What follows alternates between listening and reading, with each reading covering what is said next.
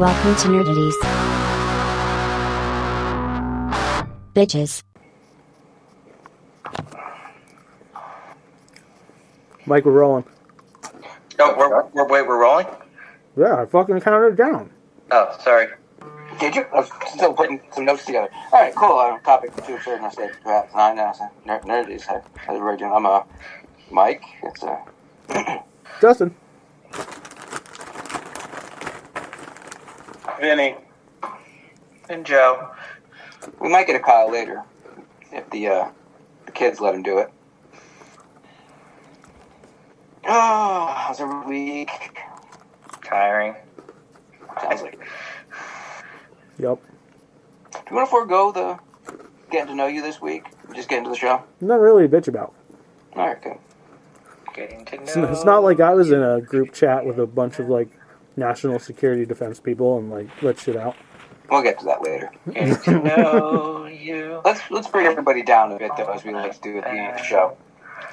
We only had one lost life that I know of. George Foreman. Yeah. 75 years old. Hadn't heard much from him lately. No. Like, he definitely retired from the public eye. You know. Yeah, he was just raking in that grill money. Dude, one of the best things ever. Those things are that fucking George great. Foreman grill was, I loved that thing. I saw a really great Onion headline this week. George Foreman's casket will be tilted to reduce grease. That's kind of cruel, but yeah, I think he had a good sense of humor. But He named 5 of his kids George, so he must have had a really great sense of humor. he I think he had a Georgina in there too. I Yes. think so. You know, he's a gold medal winner in '68. He's a heavyweight champion. I think the oldest heavyweight champion of all time. Yeah. Yeah. Was it Michael Moore he beat? I have to say, he looks like he had one of the most powerful punches ever. My dad saw him fight. They were clubs. They weren't arms. They were clubs. Like, effortlessly. You know that walking punch he did to end that one fight? I can't remember who he was fighting. Like, he was just mid-stride and just did an uppercut and put no back into it and nearly caved the fucking guy's head in. Yeah. He was tremendous. Monster. So that's sad. 75 years old. Can't go too deep into that because only one of us here is an actual athlete. But yeah, we'll give us 5 seconds. On to bigger and better things. I only have one bit of casting. There's a couple. Linda Cardellini, the lovely and talented Linda Cardellini, She is who makes everything sexy. she's in better. She's going to be playing Pamela Voorhees in the Crystal Lake show. So we finally get to see Linda Cardellini play crazy. I don't think she's ever played a psycho in anything. She's always very lovable, very adorable, very centered. She's got that mom energy going on now. She's sexy as hell in Grandma's Boy. But yeah, now she's going to play a complete psychopath. Or grow into playing a complete psychopath, probably by the end of the first season. I'm really curious how they're going to put this show together, though. It's not supposed to be about Jason, at least not grown-up murdery Jason. It's supposed to be about his mom, maybe young I haven't drowned yet Jason. Is she like a sorceress, like a witch? Does she put a spell on him or some shit? Well, I've seen all of the movies, and eventually down the line, they started to say there was something about witchcraft, and in Jason Goes to Hell, there's one of the best crossovers, unofficial crossovers ever. The Necronomicon shows up in the basement of the Voorhees house, and it's alluded to that Jason's a Deadite, like the Evil Dead monsters, which makes some sense. It doesn't exactly act the same way they do, but every friggin' time that book shows up, the creatures that are spawned from it act a little different. So he could just be a variation on what a Deadite is. Yeah, that's pretty friggin' cool. Oh, you found some other ones, Joe? I can't find it. I had one. It was impressive. Deadline. I I didn't see who's replacing him, but the youngest child in the Malcolm in the Middle reboot has been recast. I just didn't see who's playing him. Oh shit! That's pretty fucking weird. Hang on. We had a notification. Apparently, Elon Musk's mother is following us on Twitter. That's not why I'm interrupting. The first thing that popped up on our feed was some asshat named @Grums is this leads to our interview a bit that we were talking about. It says you can tell a lot about Ubisoft with how much money they are throwing at terrorist platforming streamers. Then Elon Musk replies, "Sellout would be more accurate. Objectively, he's promoting a terrible game just for money." To which the Assassin's Creed account responds to Elon Musk, "Is that what the guy playing your Path of Exile 2 account told you?" Dude. Burn, bitch. Burn. I know it's not criminal to do it, but the fact that you're paying other people to play your games for you says so much about this guy's pathology. Isn't the point of gaming enjoying the game and having stuff like trophies and whatever the hell Xbox has? I can't remember the hell Anyway, earning these things yourself so you have a little sense of pride. He has no pride, Michael. Yeah. Not paying someone else to grind away at it so you look cool. It says everything about the man. I mean, you make the guy do the side missions and level up your dude. You get all the cool armor, the cool whatever. And I don't hate it. If I was a wealthy man, I'd be like, Benson, go play. What are the bullshit side missions? Level up my character 10 levels a day. See, that's even more bullshit, though, because in most games, you can just pay to win. You can pay for the armor. If you're so fucking rich, just pay for it. But that would make him a fraud. Oh, Well, everything else he does makes him a fraud. and a cunt. Like, you played Arkham Knight, right? Yeah. The Riddler trophies. I'm paying someone to do that. I'll get the last one. Don't get the last one. You get 249 of them. I'm getting the 250th. Yeah. You always want to go for that 250. Joe, did we buy you enough time? Yes. Did you know they're making another Mummy? Yeah, heard about that today. With Brendan Fraser? No. The director of Evil Dead Rise is making a Mummy movie, Lee Cronin. And they casted its star, Jack Rayner, who is in Midsummer, The Perfect Couple, and Cherry. And I'm trying to find out what else he was in. And he's not playing the Mummy. Now, is this There is a Mummy. What's up? Go ahead, Mike. I was going to say, is this an action-adventure, or are we going It's a more like Blumhouse. Classic? Okay, so they're probably It's going part of that closer to Blumhouse classic. Monsterverse. Oh, Yeah. so they just bring back Emotep. Actually, I kind of wanted to see him go Clarice, who was the Mummy in the subsequent Mummy sequels in the 40s. I'd like to see them go that route because we've seen him Hotep a bunch of times. Change it up. You want toilet paper, Mummy? No. It got pretty bad at the end. I mean, I wouldn't mind it if they made it cool. Like, it's not, and like, at one point he's like, doing his thing where he's lurching around, and someone's like, "Oh my god, it's toilet paper monster," and he goes, "Actually, it's papyrus." You didn't have that then? Has anybody This is fine linen, thank you. anybody gotten to see Wolfman yet? No. I heard middling reviews. I trust Blumhouse's take. I really liked Invisible Man. Yeah, when I finally saw it, I really liked that. IMDb's got it at a 5.6. But you know how much I trust people's opinions I on don't shit. trust any of that shit. Yeah, I don't either. So, back in like the 40s and 50s and shit, Dracula, the Wolfman, the Mummy, all interacted with Abbott and Costello. Yeah. Yes, they did. Who would be the modern equivalent? Like, once these things go off the rails and they start turning them into comedies again, who would be the modern equivalent of that? Jay- Will Ferrell and John C. Reilly. Jay and Silent Bob. I would agree. I don't think they're big enough, though.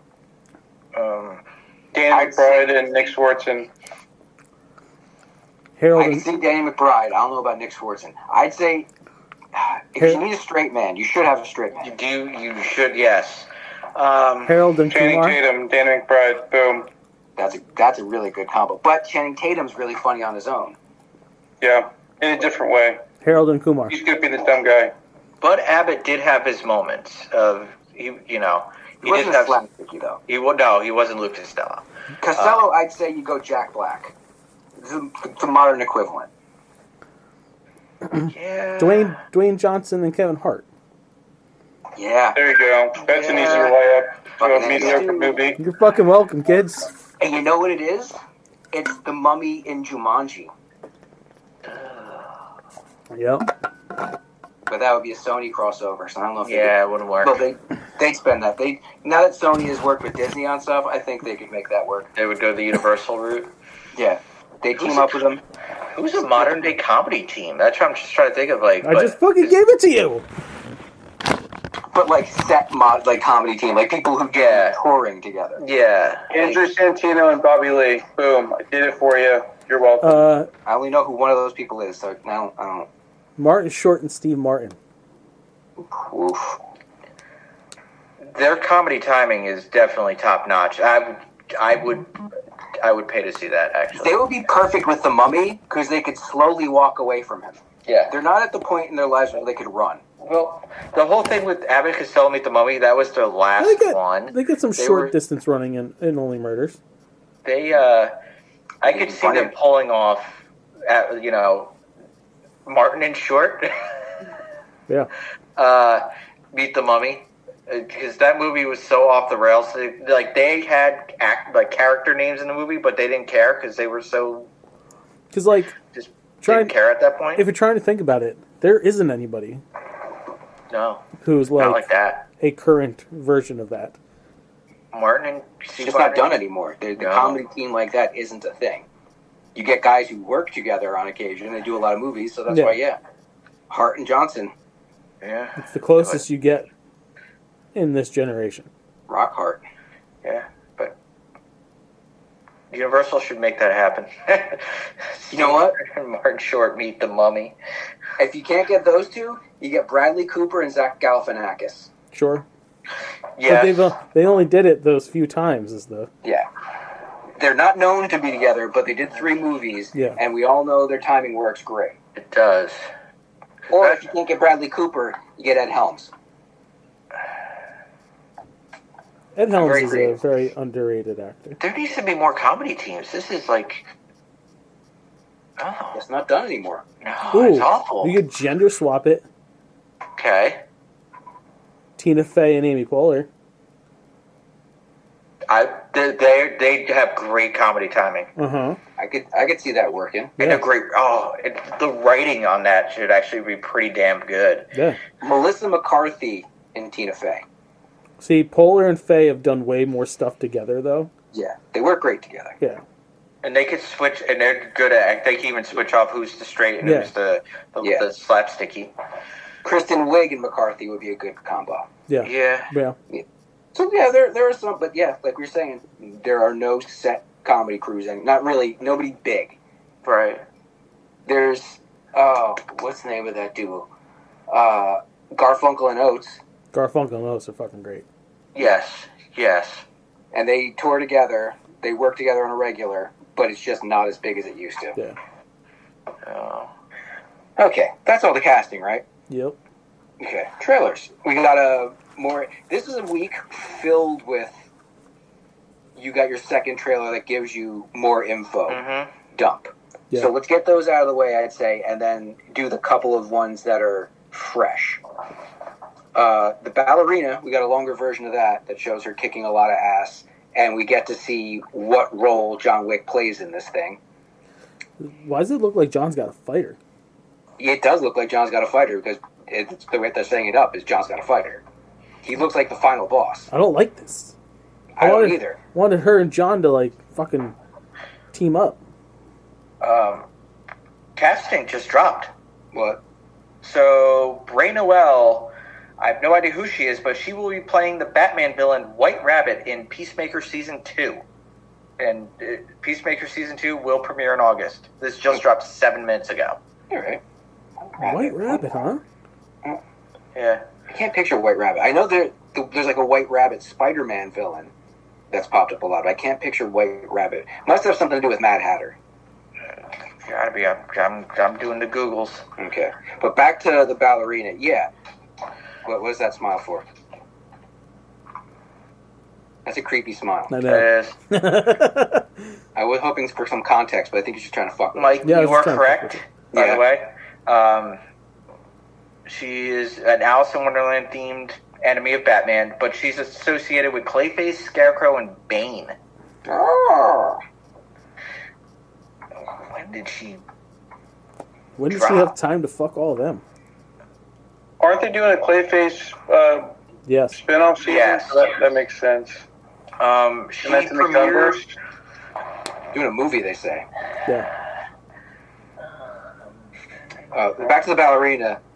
I agree. I don't like this fact that John is set up as an antagonist. Not an antagonist necessarily, but He gets called in. yeah, as a challenge for her. Because there's only a few ways this can go based on what we know about John. A, he kills her. Yeah. Not the way I want this movie to end. Oh. 2, he teams up with her, which seems kind of limp. It should be her story. She should be the one to get through it. Or D, they talk for 5 minutes and he fucks off. Limp. Or E, they go 80s, and as they're beating the shit out of each other, shooting and stabbing, all of a sudden, he gets a boner, and she looks down, and she's like, oh my god, are we going to do this? And he's like, yeah. She's And they like, hump. remember that one time I tied you up in your house and fucked you on your bed? Yeah. Called you Daddy. Yep. It's your romanticism I love so much, Finn. Thanks. Thank you. That's what his wife sees in him, too. Mm-hmm. She loves it. As he checks to make sure she's not in the room.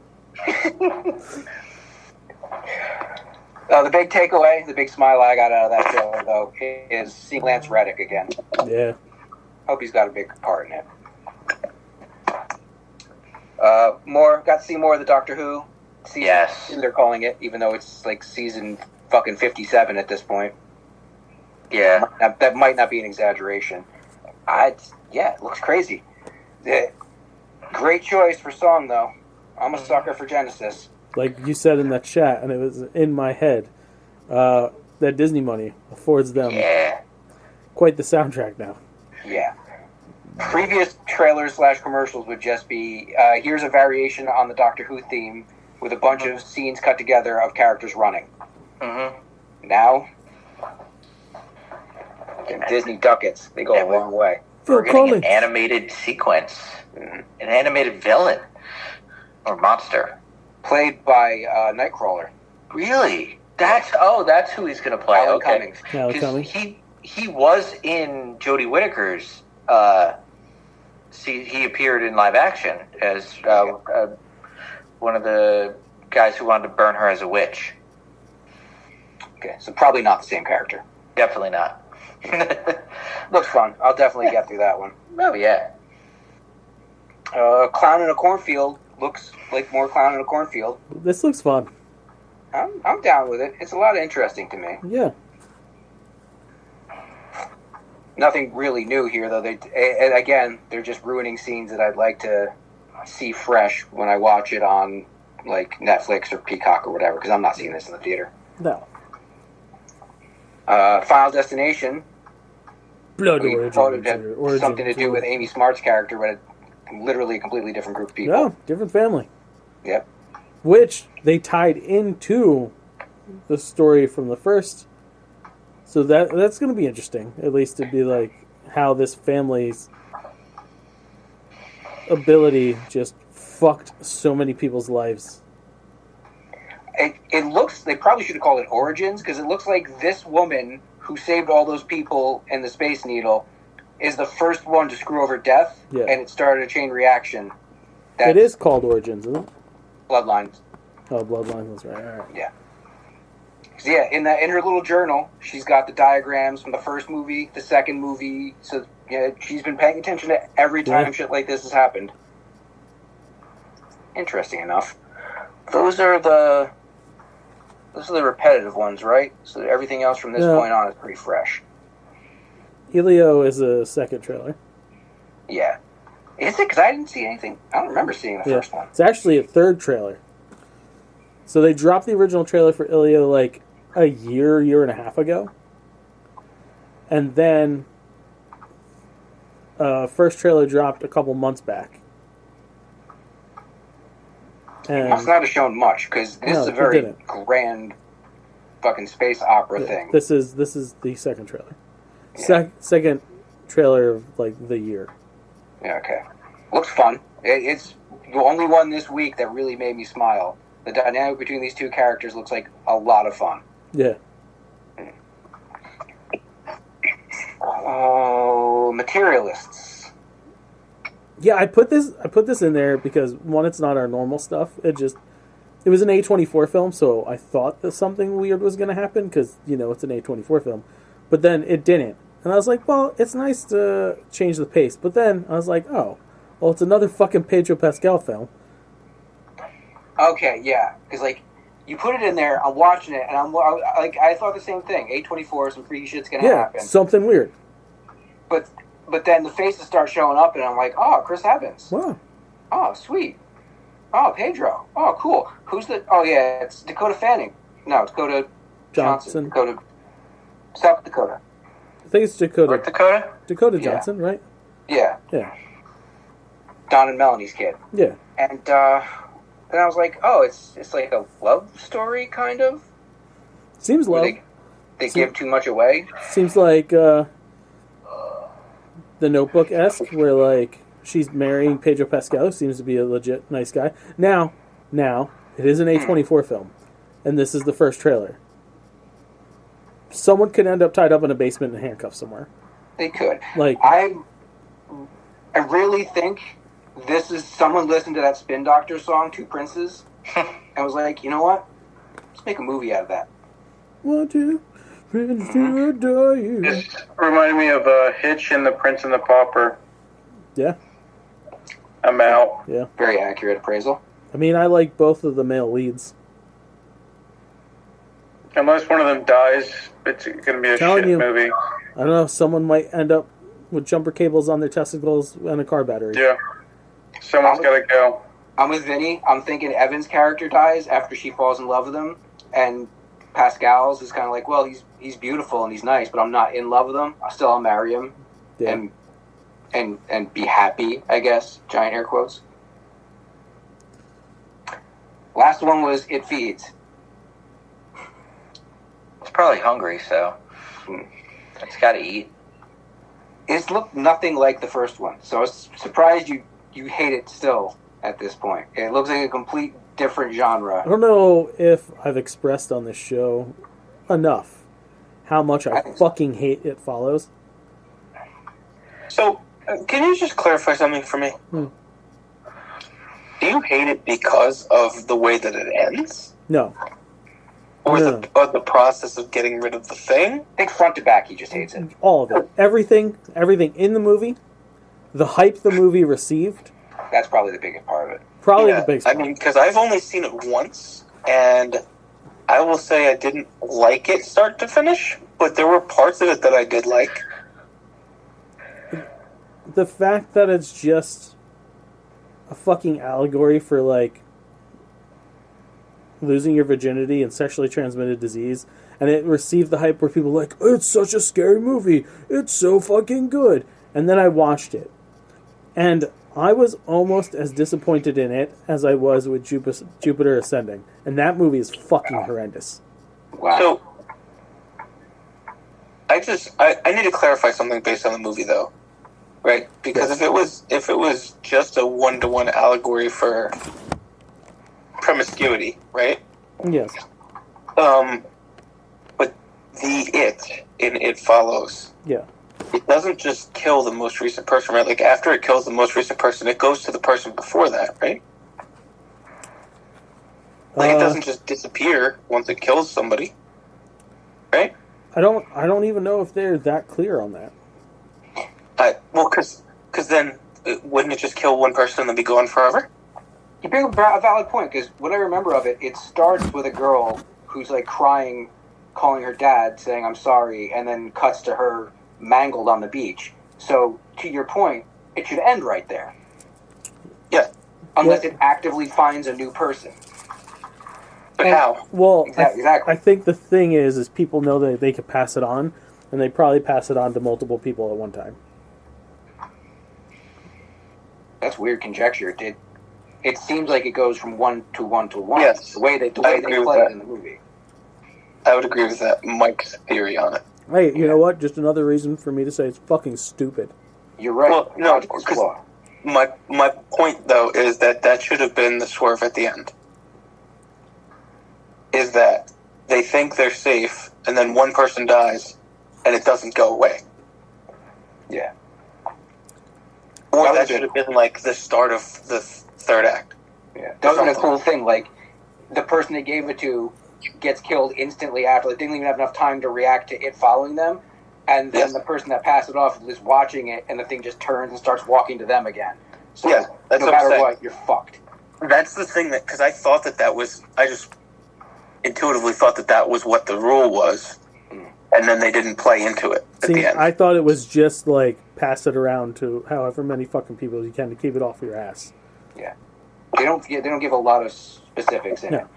And this sequel looks like it's fucking with the whole concept because it looks more like a slasher film. It's like a whodunit. Where is this thing? What is this thing?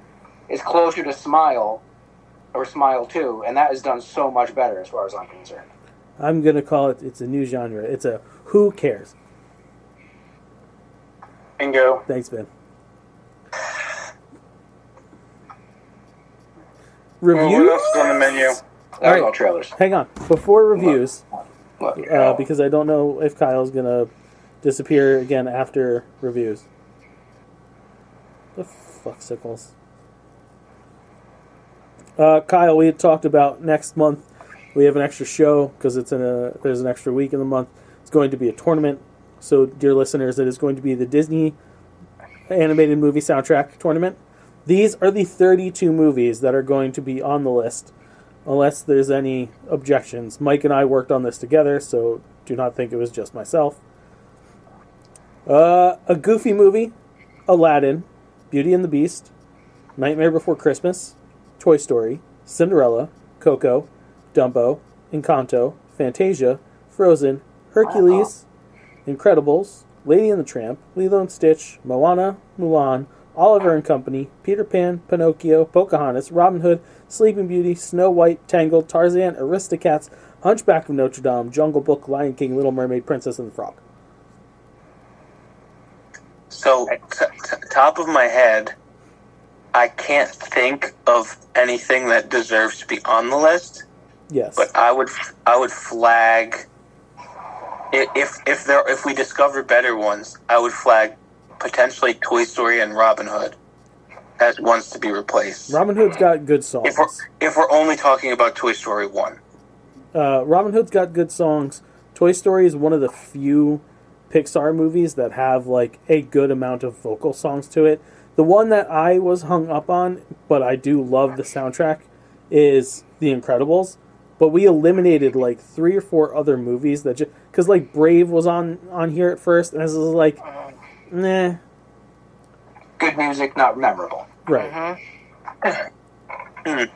Pinocchio. Like, Turning Red, but they only have the Four Town song, so it's like, no. That's how I kind of feel like 101 Dalmatians. Everybody just knows Cruella de Vil. That's exactly what happened when we were starting the list. Well, then I would say Everybody Wants to Be a Cat from Aristocats.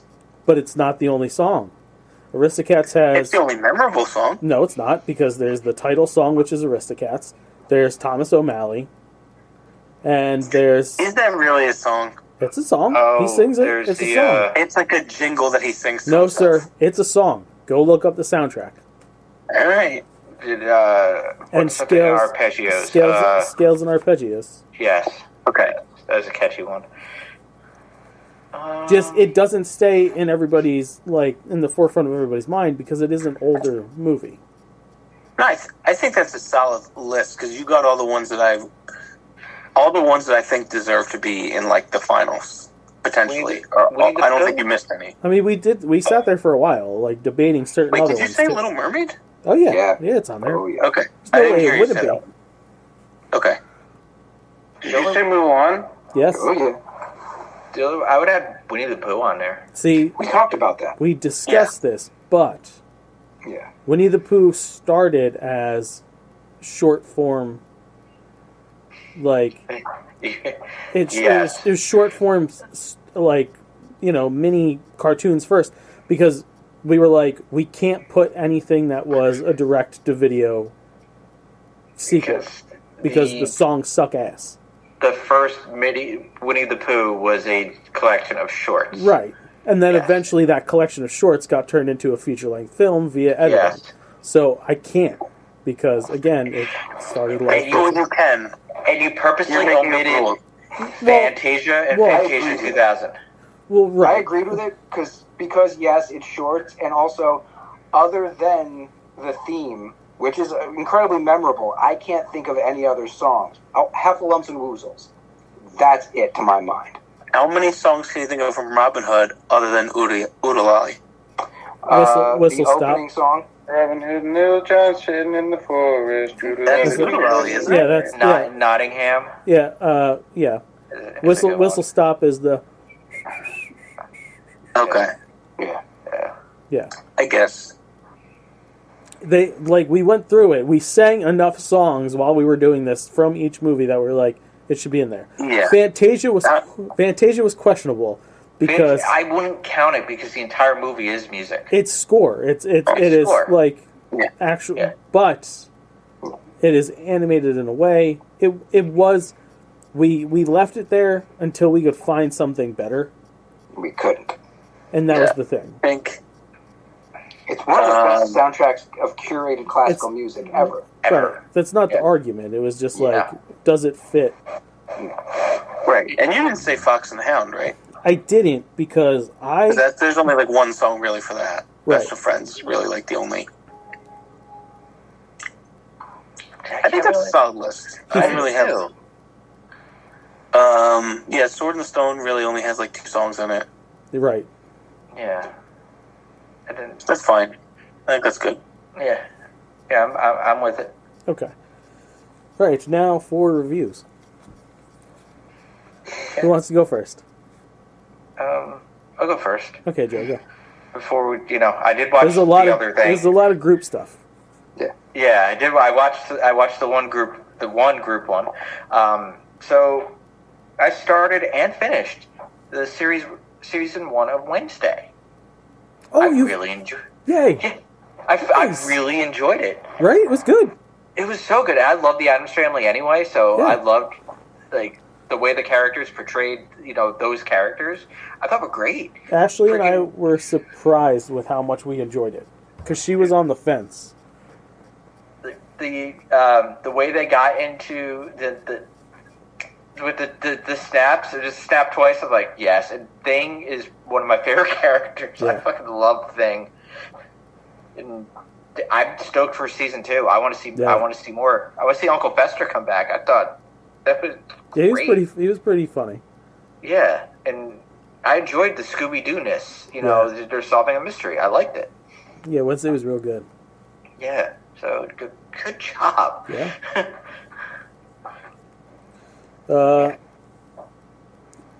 Ashley and I started watching The Residents on Netflix. Okay. The murder mystery whodunit in the White House. Ooh. Giancarlo Esposito plays a corpse.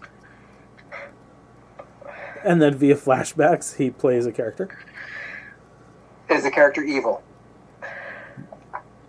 I don't want to say no. Okay, we don't know yet. Questionable. Kinda, yes. That's why you hired Giancarlo. It's one of those. It's one of those things where like everybody in the White House is shitty. Well, it seems pretty accurate then. Yeah, but it's really good. It's Shonda Rhimes, It's the Shondaverse.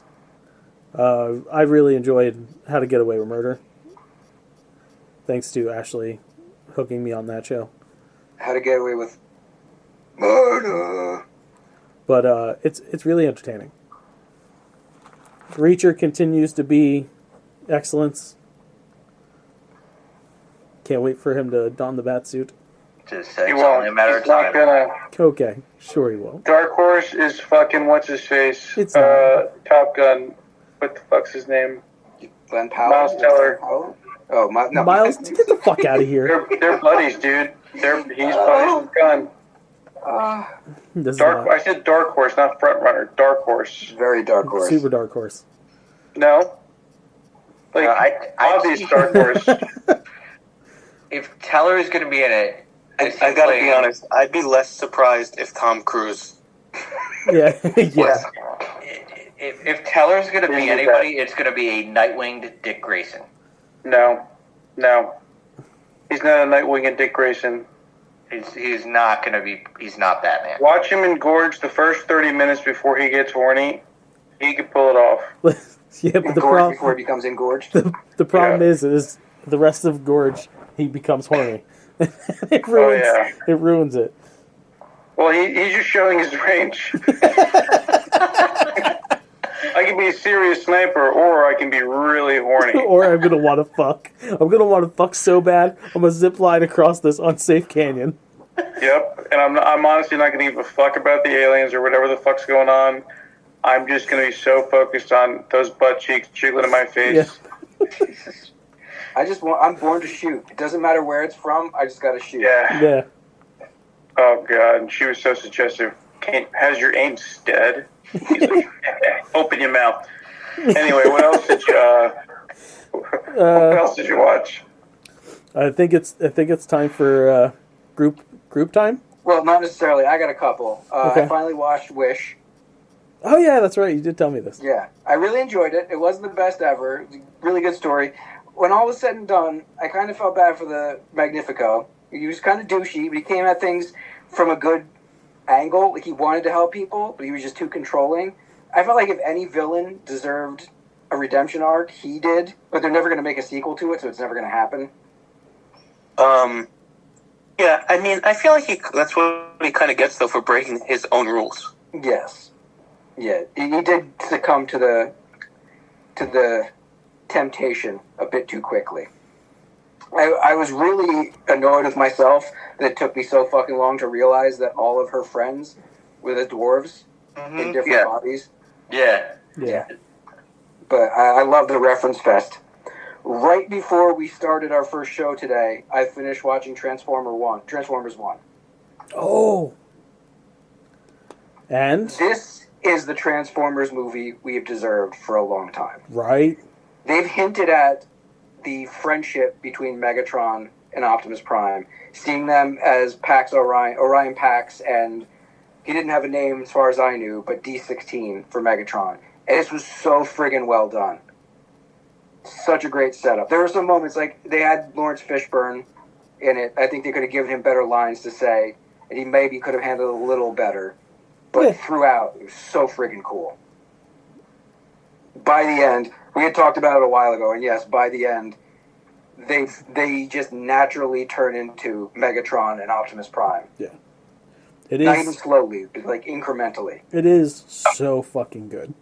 Yeah. I'm not gonna say smart, but it's Transformers better handled than anything else.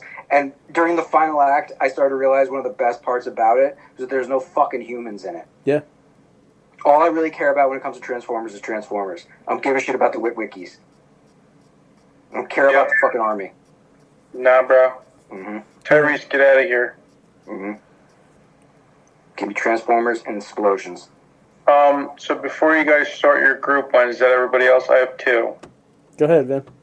I'll start with Frums. Good show. Creators of Lost. Really pissed me off at the end of season 3. I recommend watching it. There's 3 likable characters. That's it. More than most. Everyone else, they're the worst. They're the worst people of all time.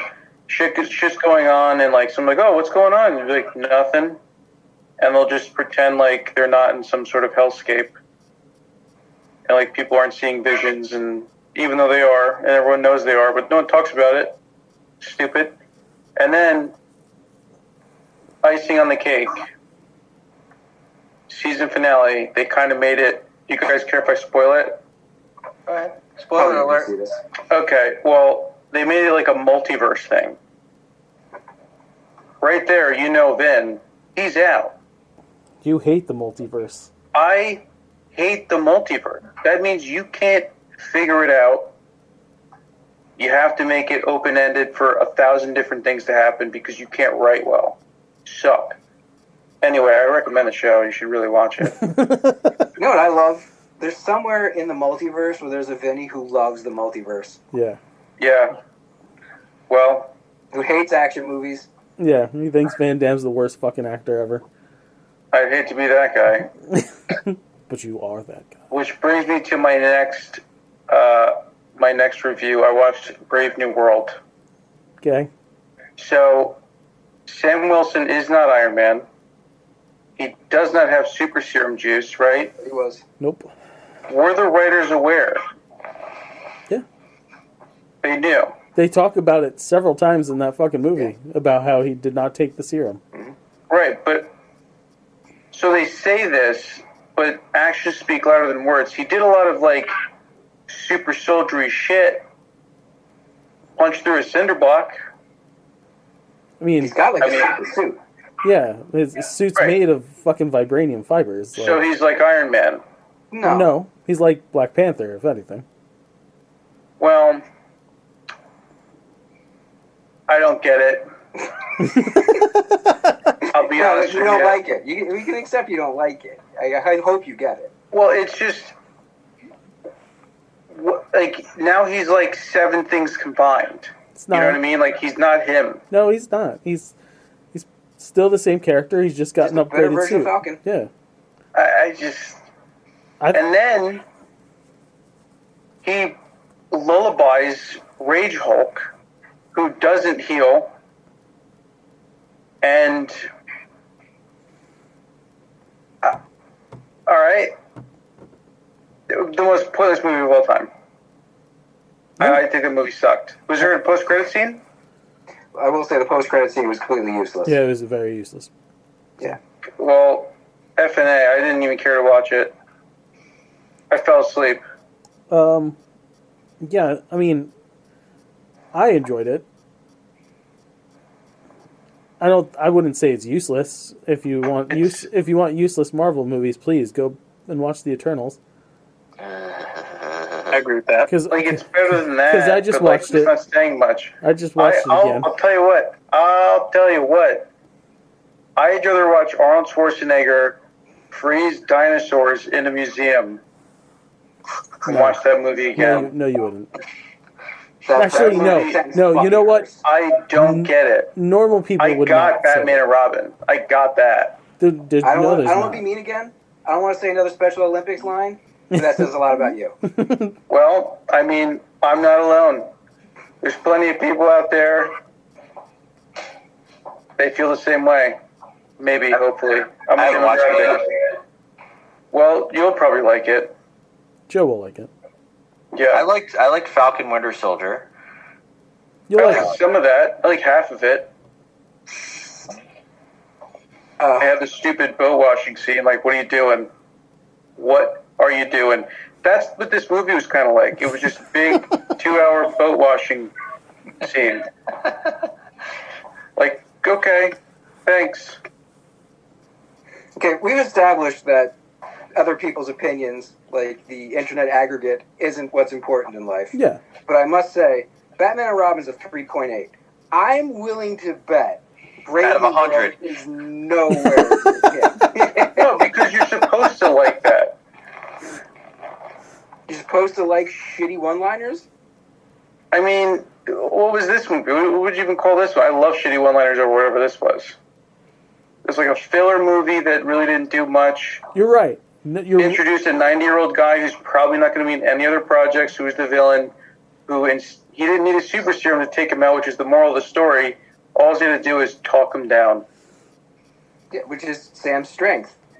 Yeah. But you're right. Yes. I mean, it absolutely was a filler movie. It is not the movie that it was originally supposed to be. They should have started the movie off really fast, and it should have hit hard. They made this like a... I don't even know what you call it. Not good. Because this movie changed titles 3 times, right? Twice. Too many times. Because it New was World Order, then Brave New World. no, because it was Serpent Society first. Was it? Yes. Yeah. Yeah. Wasn't there reshoots? Yes. No. Civil War was Serpent Society. Are you Then sure? they changed. Yeah. Remember they did that giant press conference where they announced the 2 Avengers movies? They were like, Serpent Society, you know what? I don't know. I got buyer's remorse on this. And then changed that to Civil War, and everyone came in their pants. Yes. Yes. You are correct, Mike. Yeah. Yeah, Just, this should have been. It was the Serpent fast-paced. Society was supposed to be in this one though. Yeah, and a Yes. really dumbed down version of it was there. But I'm Sorry, happy. Seth Rollins. Yeah, Seth. You had to dye your hair one color for that? Yeah. I'm really sorry. And I don't mind, because I would not want to see the comic version of Serpent Society in live action. They're kind of completely corny. I would have enjoyed it, honestly. They'd have to change them a lot. Yeah. Yeah. Oh, there was one thing I watched earlier today, very quickly. Things Will Be Different. You know those guys whose asses I kiss all the time, who made The Endless and directed a bunch of Daredevil and Loki episodes? Yeah. They produced it. It's very much like The Endless and Reconciliation, one of those mindfuck movies. It's on Hulu, Disney Plus right now. It's worth checking out. It's only an hour and a half long, but it's like a kind of psychological thriller about a brother and sister who rob a bank and then use some wibbly-wobbly science fiction shit to get away from it, and it blows up in their face. Nice. Sounds better than Cap 4. Shut it. I'll tell you what, moral of the story is, see Mike's movie. If you want to take a nap, watch Captain America 4. That's rough. Or All right. watch Batman and Robin and have a good time. Sorry Time. you're racist, man. It sucks. Time for co-op reviews. Yeah. Sure. Co-op it. Let's. Which one first? Let's talk about Wicked. If we must. Why, if we must, Mike? How many of us saw this thing? Well, I can only talk about 45 minutes of it, mercifully. No, an hour and 15 is what you got. Oh, that's right. It was like fucking pulling teeth. Wait, so I have a question. What was the breaking point for you, Mike, of why you didn't finish watching the movie? Oh, because we Zach stopped. woke up. Because Zach woke up. Yeah. And then we... Oh, so Justin, you didn't finish it in that same sitting either? You went back and finished it later? Yeah, we watched it that night after Mike had... And I must say, Zach is my favorite person for that. I'm not going to shit on it. For what it is, it's obviously a good version of that thing. Everyone in it is talented. There was the one scene where Ariana Grande is dancing down a hallway in a gown with fucking high heels and like jumping on a stool or on a bench. I'm like, holy shit, I couldn't do that even when I was a kid. She is very talented. That being said, I don't want to watch that kind of stuff. It's one of those musicals where every fucking 2 minutes they're breaking into song, and that's not my jam. Mike also called everybody in it an asshole. Because they're all assholes. Well, hang on. So, to clarify for people who haven't seen it or don't know the play, Mike's breaking into songs every 2 minutes is partially true. It's not like there's 50 different songs in this movie. Yeah. It's just that many of the same songs are broken up with dialogue, and then it goes back to the song again. Yeah. Yes. Which is how it's done in the play. I'll give some respect to the character growth of Galinda. They don't just instantly, when she has that moment where she sees Esmeralda or Ethereal, Elphaba? that person, where Are like you fucking serious? they never say her name in the original Wizard of Oz, so that's my Mike, remember the name of the white one? Oh, shit. Well, because she brings it up a lot. It's Galinda, and they say her name multiple times. Galinda. Yeah, but Galinda. The moment where she's like, "Oh, she helped me, so I'm going to help her right now." After I set her up to fail. Yeah. She doesn't instantly turn into a nice person. She still remains the vapid asshole that she was. Everyone's an asshole in this movie, and I stick by that. She remains the vapid asshole that she was. Okay. So he's got a point. There's little to no people. I'll put it this way: there's no person in the movie that is not an asshole. Well, I mean, I would argue that Elphaba's probably the least asshole. No, she's still an asshole. Yeah, I'll agree with that. She's been put through the ringer and came out of it the least asshole. She's chip on the shoulder asshole. Okay. Dinklage's character is the only one who's not That's an asshole. why I said, like you said, human. the animals aren't assholes. Animals are not assholes. Yeah. And that's an Fiero, angle I like in it. Fiero, Well, asshole. Mike, you should have stayed around for the second half of this movie. Let me guess, we don't hear much of Dinklage anymore after a certain point. Not saying anything. He does a lot of eventually. Wizard, asshole. Yeah. Every witch, everywhere, all at once, asshole. Fiero, huge asshole. Yeah. Munchkin boy, douchebag. Heroes is... Fiero's an asshole. I mean... Fiero's character from Soul. I wouldn't say that. I'd say it. He's an asshole. Well, he doesn't, like, go out of his way to harm other people to ruin their lives. No, but he's still... No, he's He's an just asshole. like, hey, I'm cool. If anybody wants to hang out with me, this is my life and how I live it. I disagree. On his first day of school, he tries to corrupt an entire library full of people. Fair. He's like, hey, why don't we go to some place we're not supposed to and get drunk? Because it's fun. I know we're here to be learning. I've gotten kicked out of every school I've ever been in. I'm Yes. the problem, but... No, but that's what I'm saying. That's what I'm saying. He's just like, everyone instantly realizes, like, oh, we want to hang out with that guy. And he's just like, yeah, well, if you want to hang out with me, this is what I'm going to be doing. So who else wants to do this shit?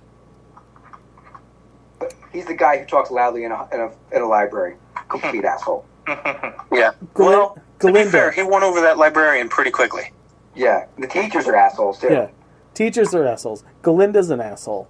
Her Nessa fucking... Rose. Nessa, big asshole. Yeah. Their father, asshole. Massive asshole. Galinda's two friends, assholes. Oh, the Mean Girls? Buck is an asshole. Yeah. All assholes.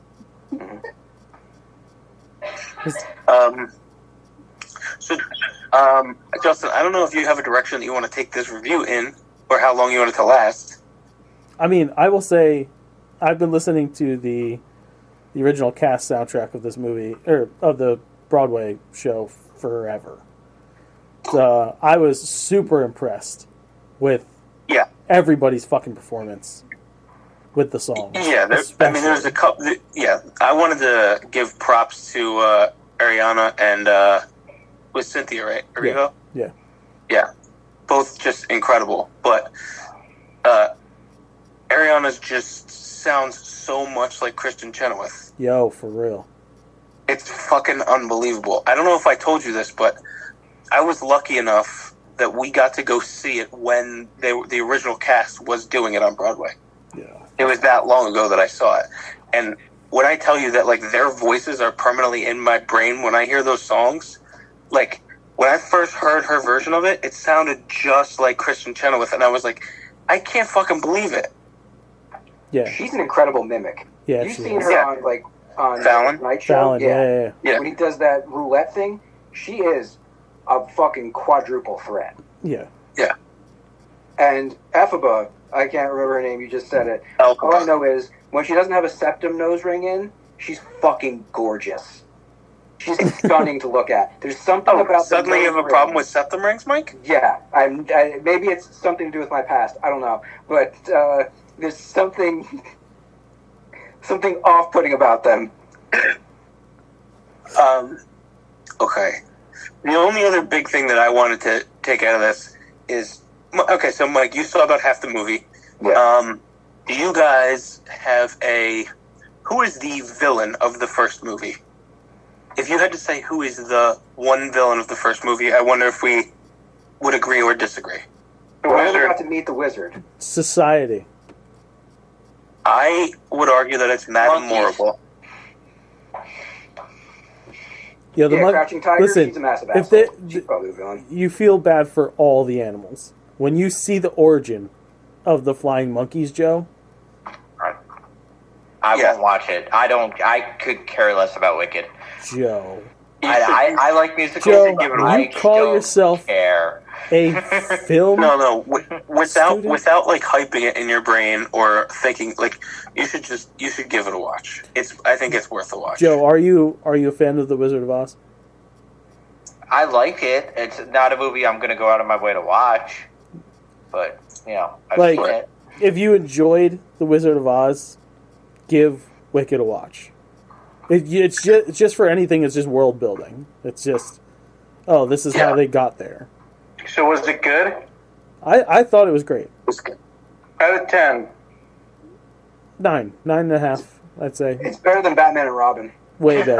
It's not hard. Well, my would- scale is 1 is the best, so Justin rated it very terribly. Kyle, I'll give it a solid 8.5. all right, so not good by your guys' metrics. Your scale is dumb. I mean, I go for number 1. the imagery is fantastic. The acting is fantastic. It is a very pretty movie. Yeah. Pastel Hogwarts is beautiful. Yeah.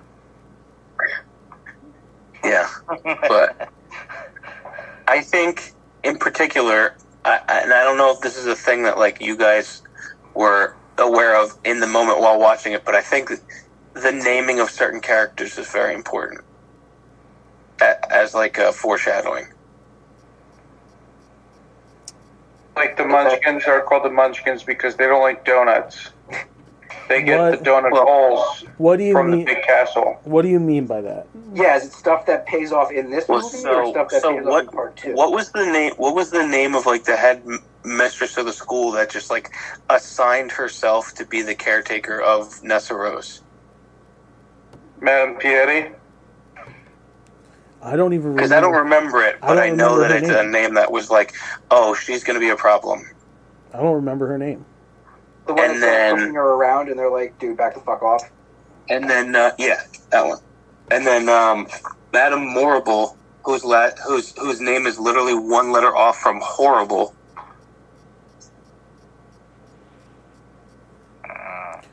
I would You- have seen that You spelled. knew something was up with her from the get-go because she just seems like a bitch. Oh, Miss Coddle was the name of the... Oh, okay. Oh, yeah. And that's exactly what she does from the moment Yeah. you see her. Yeah. Yeah, anyone in a position of power in these movies tends to be an asshole. Like, it's amazing Dumbledore wasn't a bigger asshole than he was. I mean, he was a fucking asshole. He was a massive asshole, but at least he cared. He did it for Dumbledore's a in it? positive reason.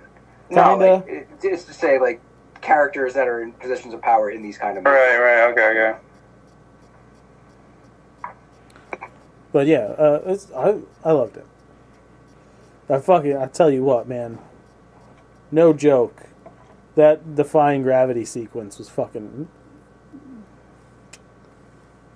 Jeff's kiss. Yeah. That's later on in it. Yeah, that's the end. They drink fizzy lifting drink. Kinda. Well, I'll never get around to finishing that, but thanks for the minimal exposure I got. Hey, I don't know if Vinny is, but I'm pretty sure that 4 out of the 5 of us are all caught up on Daredevil. Yes. I am. All 5 of us. Yes. Whew. I will never be able to hear "We Built This City" again no. without laughing. Yeah, that's Yeah. true. It's like that first scene with the kids was uncomfortable. Did you And did you hear they had to bring in random kids because the chorus was singing it too good? Yep. yeah, Oh, like man. that was funny. And you figure, all right, that's the use of it. That's the uncomfortable scene. Well done. To have it pop up at the Latvian consulate, I fucking guffawed when that happened. But Didn't expect that kind of comedy. But yeah, coming back to the seriousness of the show, That fucking I- ending, huh? that I ending- called it. We're gonna have a new White Tiger. Yeah, she's gonna pick Yeah. up the Oh yeah, mantle, yeah. But Yeah. man, their couple session. Oh, tense. Whew. Tense as tense can be. But the other couple session, Matt and Frank's, Holy Yeah. Bro. One of the best scenes in a Marvel show ever. One of the best Marvel scenes in a long time. Yeah, you're going to bring that character into the MCU. You're bringing him with full dramatic force. Can't say his name, Red. I love Barenthal as this character. They're like, some people were born to play some characters. Mm. And You like Halle Berry's Catwoman. yeah, man, like totally embodies it. Arnold Schwarzenegger's as Freeze. Freeze. I mean, even when he doesn't have Robert the vest on, Robert he doesn't Pattinson have as the spell. Batman. Yes. Oh, he's good. I'll tell you what. If they ever decide to do a Thomas Wayne Batman, they should queue up Bernthal. I would, yeah. You know, you're I not would watch you're not that. fucking wrong. No, I would watch that a heartbeat. He'd crush it. Yeah, he He would. crushed skulls too. Oh, Yeah, no, yeah, I don't right. know if I'd buy him as a surgeon. We're going to do now. We're going to cut into his head. We're going to get in there. I'm going to do all this neurology right now. Right now. I mean, that's true. I need suction. Suction. Man. When Like Bernthal drops Foggy's name, Yeah. and I was just like, oh fuck. Yeah, he went for it. And I was glad that was a longer episode. So actually tonight we are looking at 2 45-minute episodes. In the second episode, when Matt's new girlfriend was doing her book signing, one of the first people she signs for is that really sketchy dude who tries to have her take him on as a new patient. That's obviously Muse. We all know that. That's the guy, the serial killer. We can all see that. Yeah. I thought that was also Adam, the guy that Vanessa cheated with. And I'm No. like, oh, Wilson did something to this guy that set him off down this path, and now he's a serial killer. That's a great way to tie everything together. But boy, was I wrong. Whoa. I was waiting for him this season to get dark, and they did it.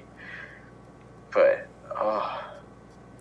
Sometimes the less blood you see, the more disturbing the thing is. what about, who was the other thing? Matt's training sesh after he was knocks great. boots with the doctor. Mm-hmm. That's how we all do it, dude. When you train martial arts, you go up on the rooftop, you get your nunchucks, What's you start chucking. He should have gone bare ass, like Yeah, Roadhouse. right? He's like, you know what? I just fucked. Now it's time to chuck. Shirtless at least. Yeah. Put on a Shirtless, mullet. barefoot, and jeans. Yeah. Yeah. Belt on. Did you think that he was just going to end Gandolfini right there and then in the office? No. You didn't think he Because was going to do it? No. He looked so no, pissed. because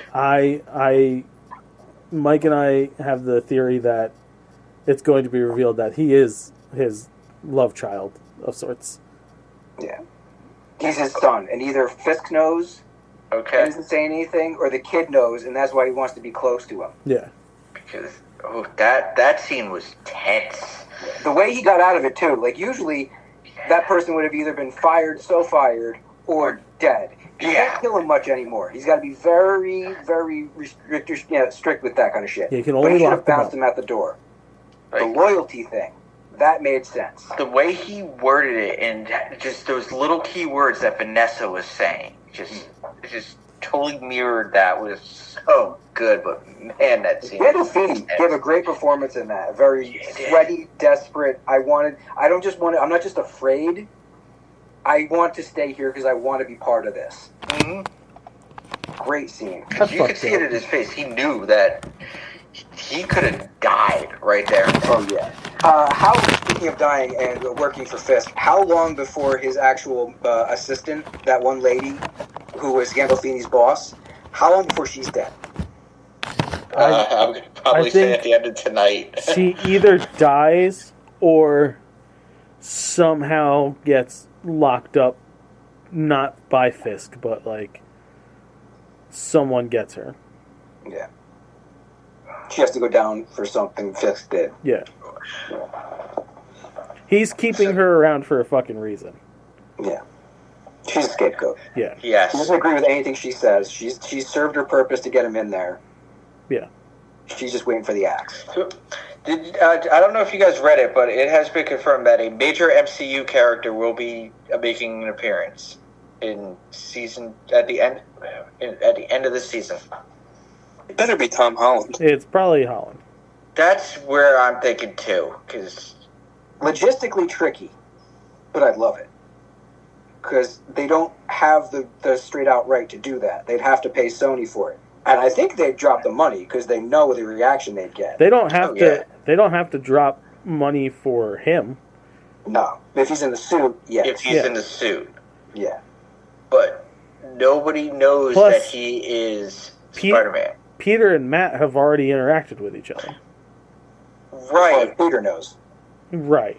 Right. Yeah. But what if the thing that makes him appear is Pete goes to find him for some kind of Yeah. legal issue? It seems like a stretch. It's a stretch that I'll accept. I don't think want it to is happen. because given that the show was supposed to be a fucking procedural anyway, Mhm. it would make sense if he's in New York. Yeah. Yeah. Could happen.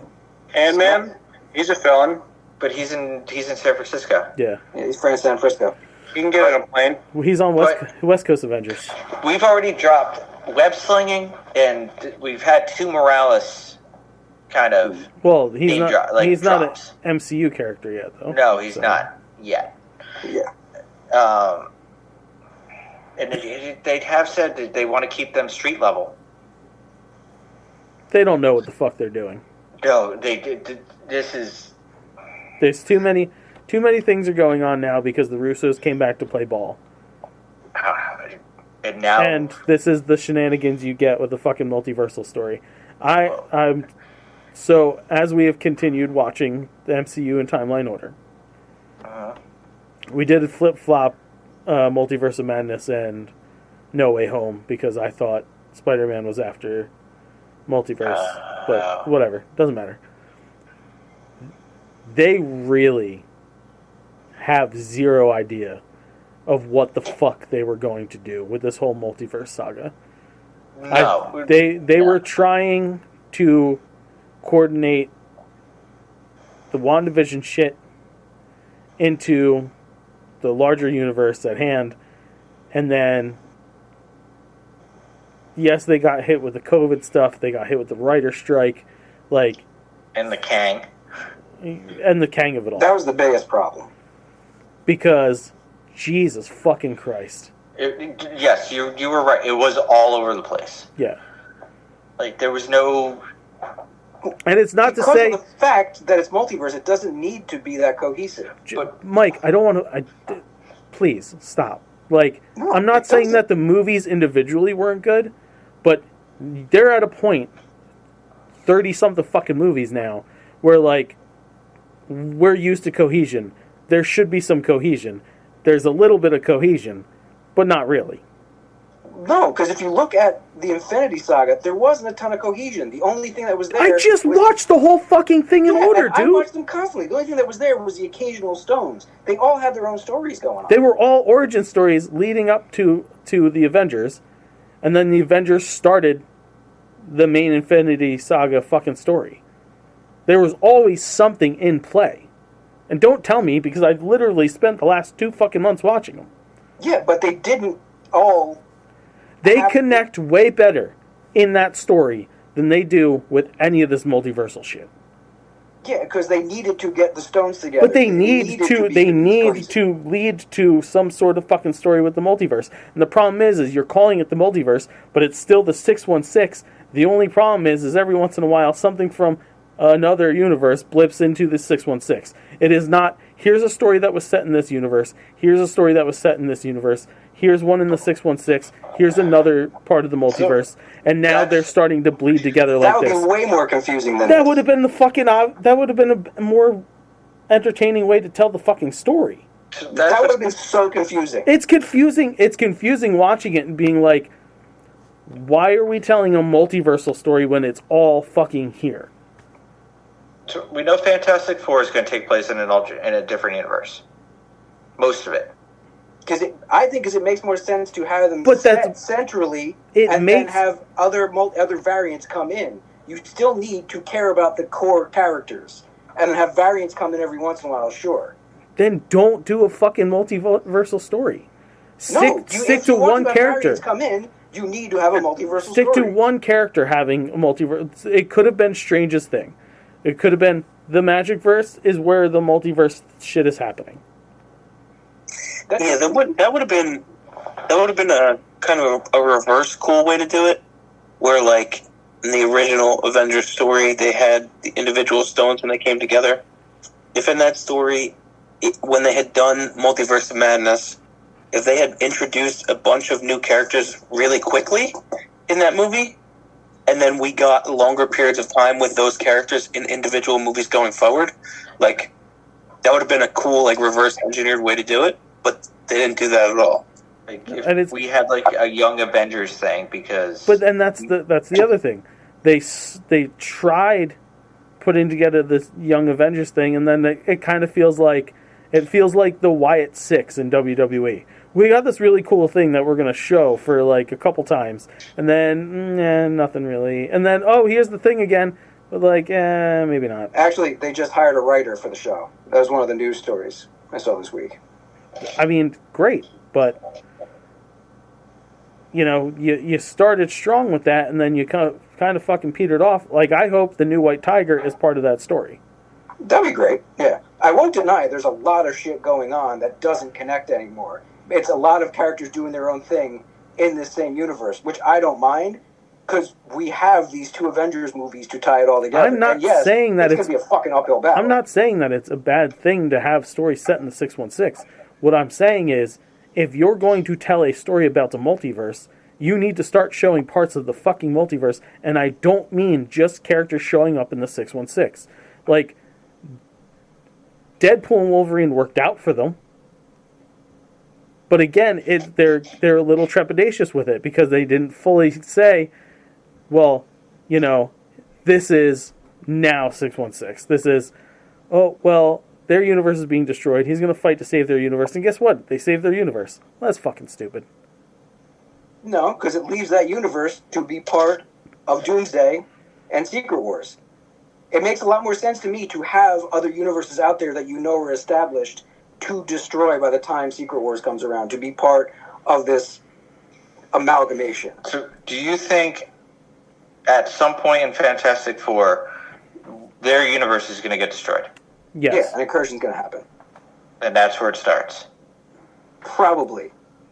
I think Strange is going to pop up in it. Because where we left him was dealing with incursions. Yeah. So do you think Cumberbatch's whole thing about him not being in Doomsday is going to be a ruse? I actually heard that's not true. Anything any of them are saying is fucking bullshit.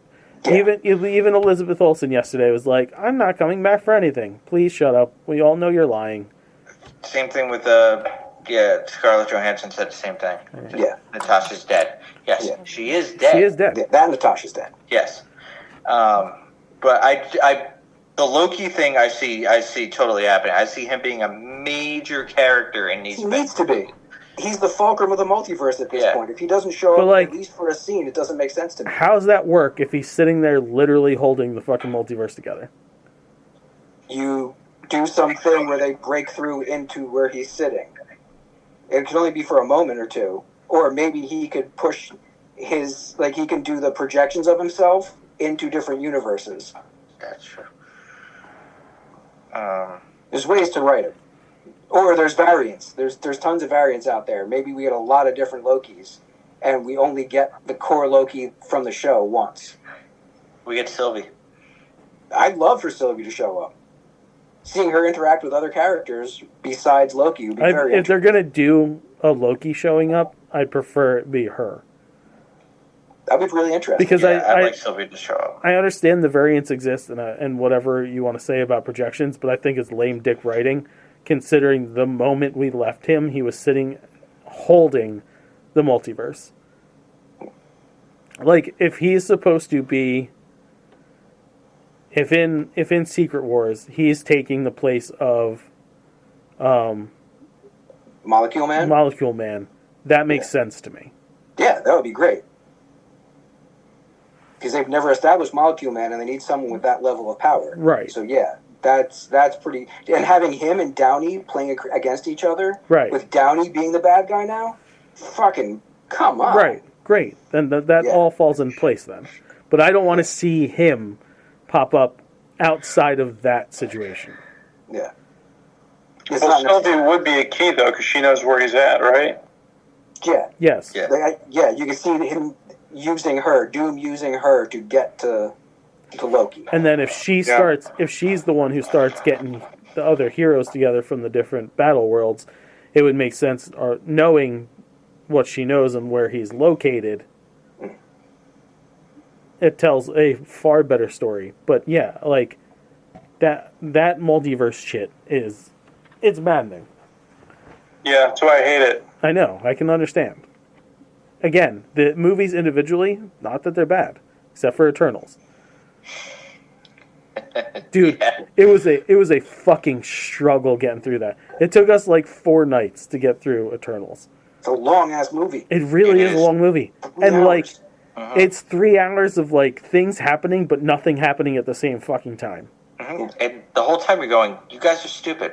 Yeah, bouncing around human history and wanting to like these characters, but like everything they do just annoys the fuck out of you. Their whole existence annoys you because everybody's like, "Where were you?" And they're like, "We can't interfere." But you're interfering now.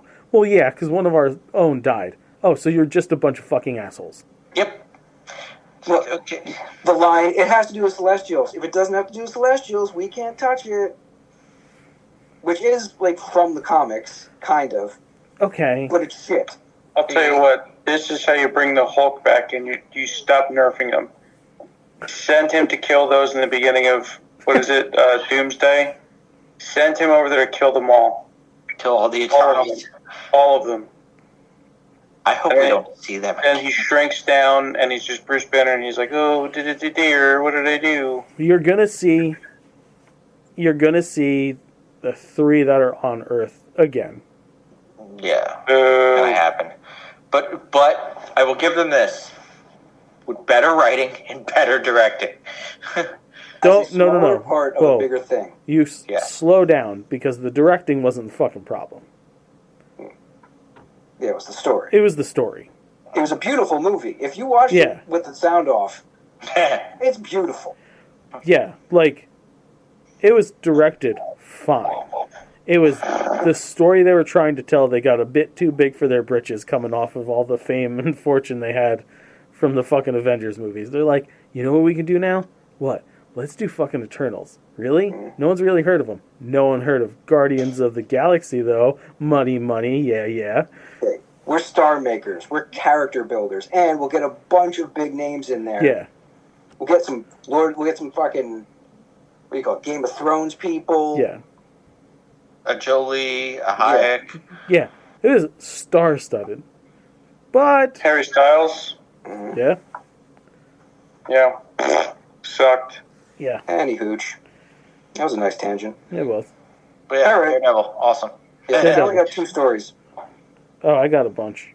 Coyote vs. Acme might be released. I want to see it.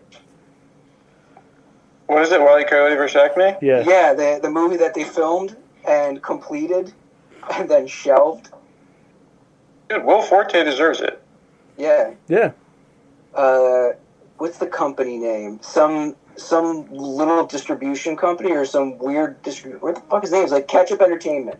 Yeah. Might be buying the rights to release it For 50 mil. Good. for $50 million. It's pretty great. I'd be all about seeing this. Now, Yeah. when everyone heard this, they're like, "Oh shit! Does that mean Batgirl's coming out?" No. Slow your fucking No. roll. However, chunks of the movie have been released in the last week. You can find them online. Batgirl? Yeah, you can find it online. I don't know if it's been taken down since then. I'm literally checking right now. That's uplifting. While Joe looks for that, the only other story I have is it's been more than 20 years since Kevin Smith wrote anything for Marvel Comics, and he's coming back to do a story with Giuseppe Camuncoli. I don't really like his art style. He worked on Superior Spider-Man for a while, and he makes those weird faces, like his mouths are all... Oh, yeah. Yeah, I'm not in love with his style. But it's going to be part of Giant Size Amazing Spider-Man. That will be coming out. Shit, I didn't grab when it's coming out. That's not the only thing he's writing. He's writing something else? FF. Oh, he's doing an FF? I didn't hear that announcement. Yeah. A special, or is he doing a run? I think it's a special. And congratulations to his daughter, Harley Quinn-Smith, who just got engaged the other day. Yes, she did. Yeah, good job. I gotta log off. Night, buddy. Night, fellas. Mike was all like, Justin, Power Rangers isn't part of Disney during our live stream. To that I Oh, said, yeah, that's right. I heard something about this. au contraire, motherfucker. Well, not yet, it isn't. They are making a new live-action Power Ranger series for the Disney Plus. I think he's going to get the Doctor Who treatment. Oh yeah, it's gonna get all the fucking money. Go watch it if you want to. They were pulled. Yeah, I figured It's they not going to would last for long. be. So it's from the Percy Jackson showrunners and Hasbro. Yes, of course. So that Percy Jackson show was tight.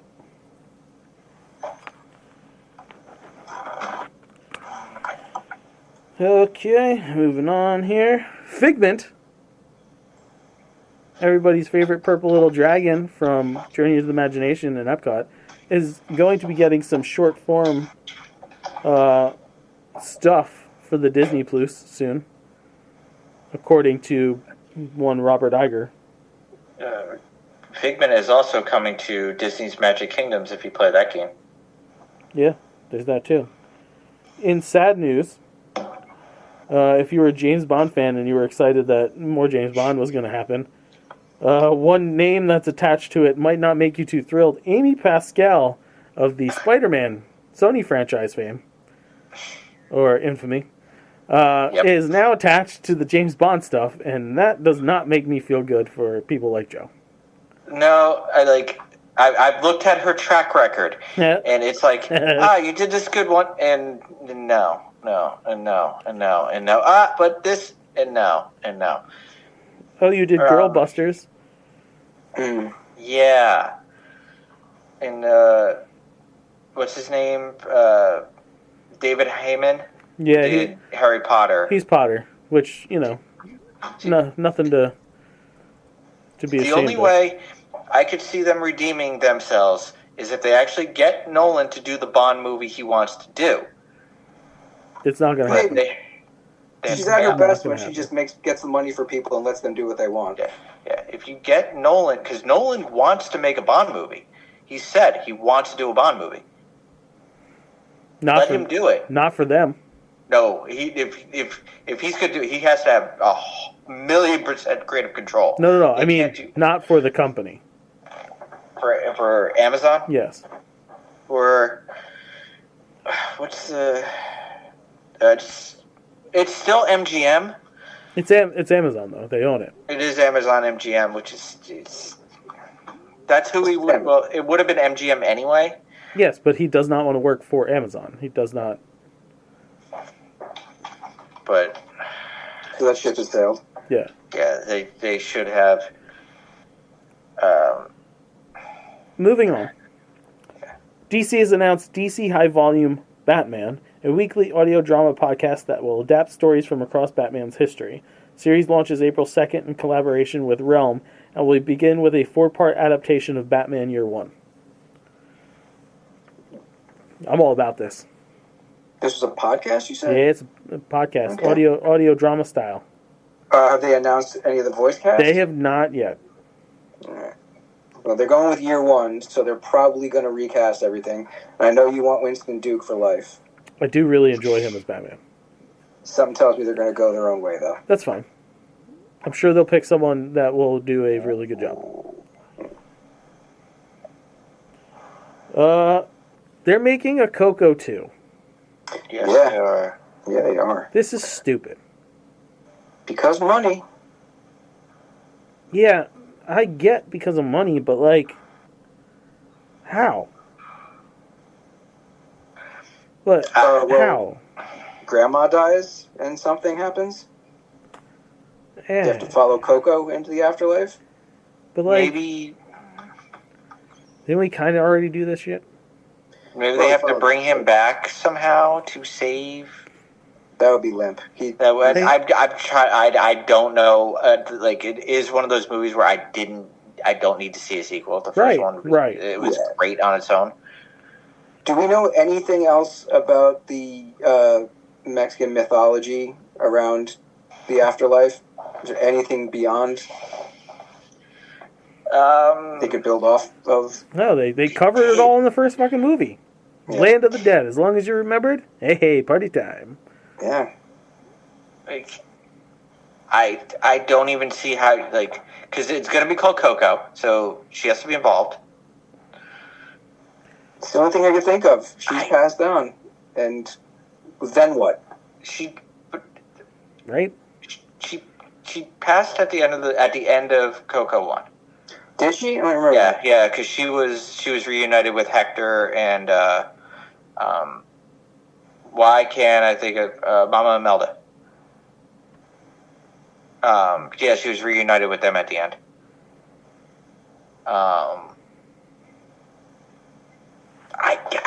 I don't know. Like, maybe Dante has to, like, somehow open. I don't want to science fiction it. You know, because I think that would ruin the heart of the movie.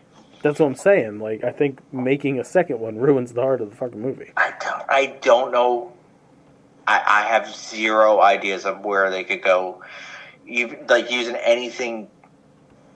It told a complete story. Yeah. It's fine, one and done, man. Great songs, good message, like phenomenal. Fucking... I'm so looking forward to seeing it in live action to experience some Coco in Disney World. Oh, I thought like when they finally turn into a live action movie, that would be like the ultimate insult. Yeah, no, don't. Actually, don't. I would rather see a live action Coco than a sequel to Coco. No, I really do think that these live action remakes they pale in comparison. If they could come up with an interesting way to extend the story, then cool, yeah, sequel it. But yes, I'm on the same page as you guys. Where the fuck do you go? Yeah. Times is getting so tough. You can now finance your DoorDash order. This is a scary story to me. Did you hear about this one? Did you, Joe? What? No, I actually was. I went down a deep dive of the Nolan Bond thing, and who he was battling with for creative control, and he doesn't. And they're no longer part of it. Doesn't matter, Joe. It's not going to happen. You got a better shot of a really good Coco 2 than you got that man making a fucking James Bond movie. So, DoorDash will let users buy now and pay later for fast food. What? Yeah, bro. DoorDash is partnering with Klarna, a financial company that let customers schedule small payments over a set period of time, in a new partnership announced Thursday. Initially, I thought, how scary is it that you got to finance a fucking McDonald's order? Like, really, I got to make payments for my Chipotle? But no, this would be more about, like, your groceries. I mean, even that, it can still be used for the fast food. Yes, there's no limitation, obviously. But even that, we're at the point now where some people are they're going to, and I'm not just saying some, a lot of people are going to be financing their groceries. Yeah, that is fucking scary. Terrible. They say there's no extra charge, right? There's no interest. There's no this or that. Well, there's probably going to be a finance charge. There's probably a charge, which DoorDash already fucks you so hard with their fees. So have fun with that. It makes me appreciate where I'm at in life, that I don't have to do shit like that. So, Sydney Sweeney is going to be making a movie based on a Reddit thread. A Reddit thread is getting the movie treatment. We've all wished for it for some thread or another. But it's finally happening in the form of English teacher and frequent Redditor Joe Cote's No Sleep horror story. I pretended to be a missing girl so I could rob her family, which will now be made into a feature film starring Sydney Sweeney.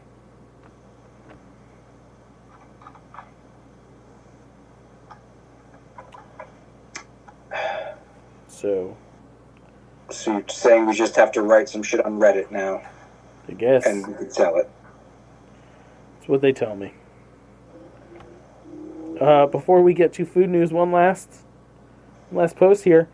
Devil May Cry isn't even out yet, and I've enjoyed everything it's brought back about the 90s and early 2000s music in its trailers. Evanescence is dropping a new song Friday that is part of the new Devil May Cry series. Really? Yes. Yeah, I did see that article. Yes. I smirked a little bit. Yeah. I was I want them to bring it to life. Their songs will always be my immortal go-to. Yeah. Yeah. Sometimes I would use them to wake me up inside. Especially when I'm feeling broken. Mm-hmm. But yeah, Evanescence, new song. I'm fucking pumped. 20-something years later. Now, baby, it's time. It's food news time. Okay, where are we at? Alright. Have you heard of Serendipity 33? No. It is a very famous ice cream parlor in New York City, and they have one in Atlantic City. That's home to the Golden Opulence Sundae, which is a $1,000 sundae all decked out in gold and shit. I believe I've seen this on Yes. a show or two. You watched it with me recently on Worth It? Okay. The Well- one where the guys go to 3 different places? Yeah. Yeah. They're putting out pints of their ice creams. They have Unicorn Bliss, which is vanilla-flavored ice cream with cookie dough pieces and berry swirls.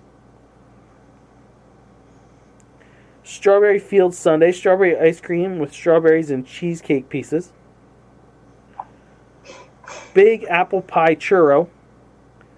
Cinnamon ice cream with caramel swirls, apple chunks, and pieces of cinnamon sugar-coated churros. Yeah, I know, that sounds pretty fucking good. Frozen hot chocolate flavored ice cream with marshmallow swirls and chocolate shavings. I love frozen hot chocolate. Frozen hot I don't know chocolate is why. fucking delicious. It's so good. Cookies and cream remix. Pink vanilla ice cream with thick fudge swirls and cream-filled cookie pieces. How did they not name it Cookies and Cream Mix? Oh, That's lost. bastard. That's missed opportunity right there. Birthday I'm good at cake. naming things, Mikey. Birthday cake flavored ice cream with swirls of pink frosting, cake pieces, and sprinkles. Java Jive, coffee ice cream with fudge swirls and chocolate covered espresso beans. And Vanilla, creamy vanilla ice cream with real vanilla beans and a smooth, rich texture. So, their normal ice cream, it shouldn't be that expensive. Obviously, it would be opulent. It would be higher end. Sure. But it shouldn't be like a ridiculous pint. You shouldn't should be- expect it to be in league with $1,000 Should be or something. Ben and Jerry's-esque, price-wise. I was even expecting a little higher than that, like maybe Like a $10 pint? Yeah, $10 pint. I don't Do you think have that cash out? I don't think it'll be that high. I think it'll be close to the Ben and Jerry's pint. Because they're I- the highest end when it comes to pints currently. Yeah. Yeah. With a place like this, you'd expect them to try and push that envelope a little bit. I think they know the kind of market they're getting into. If they go too high, especially in today's climate, no one's going to buy your shit. Yeah. Now they're going to get a broad release. They're saying they're going to be popping Yeah. up in stores It'll be everywhere. everywhere, right? Not just I'm- boutique places. yeah. Yeah, I'm intrigued on this vanilla. you would be, honky. I enjoy a basic vanilla ice cream. Because it looks like you? Yeah, good word usage, Joe. Basic. It is. Every now and then when I go to the ice cream place, I'm just like, I feel like vanilla. Or I feel like chocolate. You look like vanilla. Yeah, you do look that like just vanilla. piggybacks on yours. Yeah. I gotta turn down this light. I'm upset. Yeah, it's the light. I'm upset It that is Vinny. light. Yeah, you have a small sun in your room. I'm upset Vinny is not with us for this because we have the new monthly Krispy Kreme collab, and it's with Hershey's. Oh yes. There we go. They have the Hershey's chocolate chip cookie donut. Enjoy the ultimate treat with our classic original glazed donut dipped in rich, salted cookie dough icing, topped with a delightful blend of chocolate chip cookie crumbles and finished with drizzles of Hershey's chocolate. Delicious. Doesn't sound bad. Hershey's chocolate salted caramel cheesecake donut. Jesus Christ. An unglazed shell donut is filled with rich, velvety Hershey's caramel cheesecake cream, then dipped in smooth Hershey's chocolate icing, topped with a tempting sprinkle of chocolate cookie crumbs, finished with a decadent swirl of salted caramel for an unforgettable flavor experience. Hershey's chocolate buttercream donut. This unglazed ring donut is topped in velvety Hershey's chocolate. It's then topped with a fluffy chocolate mousse buttercream that melts in your mouth, finished off with delicate chocolate curls for the perfect touch of elegance and extra chocolate goodness. That sounds pretty delicious, actually. And they have a Hershey's classic chocolate donut, which is indeed just a regular donut dipped in Hershey's chocolate frosting. One of these days I'm going to have to pick up one of those Krispy Kreme boxes I see in, like, Walmart or Stop and Shop. Yeah. Frito-Lay has got some new and returning flavors hitting the area at the end of this month. Fritos Flavor Twists Cheddar Buffalo, Lay's Chesapeake Bay Crab Spice, and, Yes. Doritos Flamin' Hot Korean Style Barbecue. Doritos is doing Flamin' Hot now? Yeah. I like Korean barbecue. I do enjoy Korean barbecue. Yeah. Tend to myself. I give them a swing. Not going to buy a whole bag. Yeah. Gatorade mashups are hitting store shelves nationwide in April. The mashup of Cool Blue and Fruit Punch, and the mashup of Lemon Lime Orange. Okay, Cool Punch and L'Orange. Yeah. Mm-hmm. Dairy Queen's Summer Blizzard menu hits nationwide March 31st.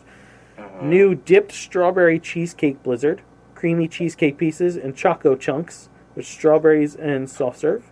Ooh. New mixing bowl mashup, which is chocolate chip cookie dough, brownie batter, and soft serve chocolate. That's so good. Cotton candy. I guess vanilla soft serve, cotton candy sprinkles, cotton candy topping. Confetti cake pieces and confetti sprinkles, and vanilla soft serve. And the s'mores blizzard treat, marshmallow filled chocolate bars and graham cracker crunch.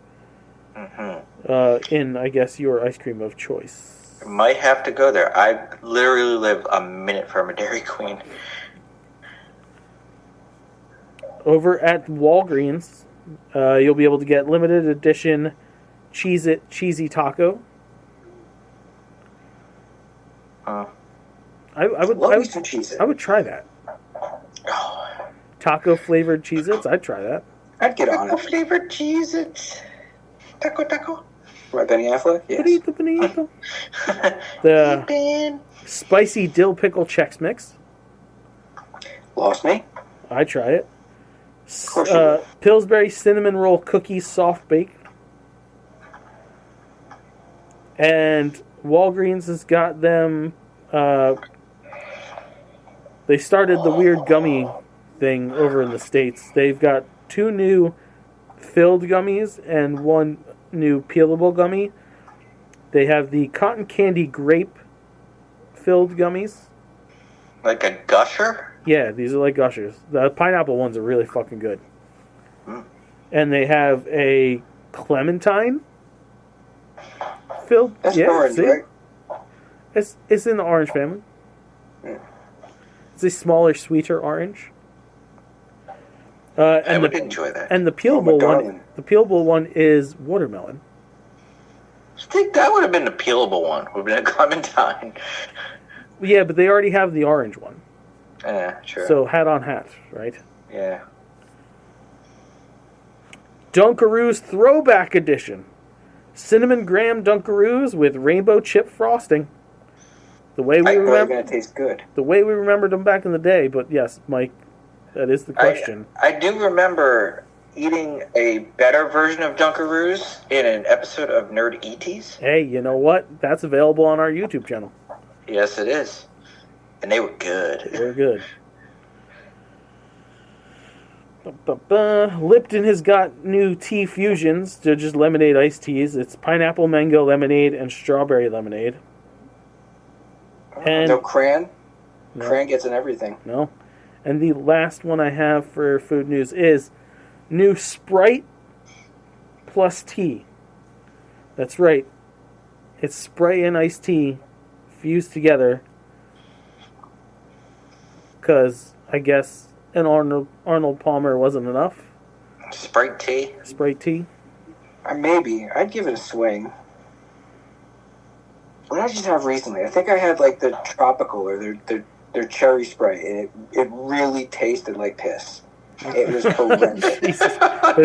It was probably the tropical one because I remember that one tasting like piss.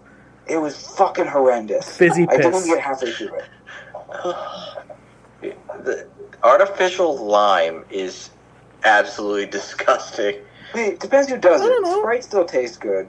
The fucking Body Armor sugar-free lemon lime was really good. It did legit taste like the fucking freezer pops. Do you remember Pepsi Lime? Do I? It was so nasty. Pepsi Twist. That was the lemon one. Yeah. I didn't mind Pepsi Twist. Fucking gross. I hated Pepsi Lime, though. I didn't like Pepsi Twist was like not something I would go out of my way for. Pepsi Blue. Oh my god, Pepsi Blue. Oh god. I enjoyed the original Pepsi Clear before it went citrus. Well, aren't you fucking special? Bloody The duck. Crystal Pepsi.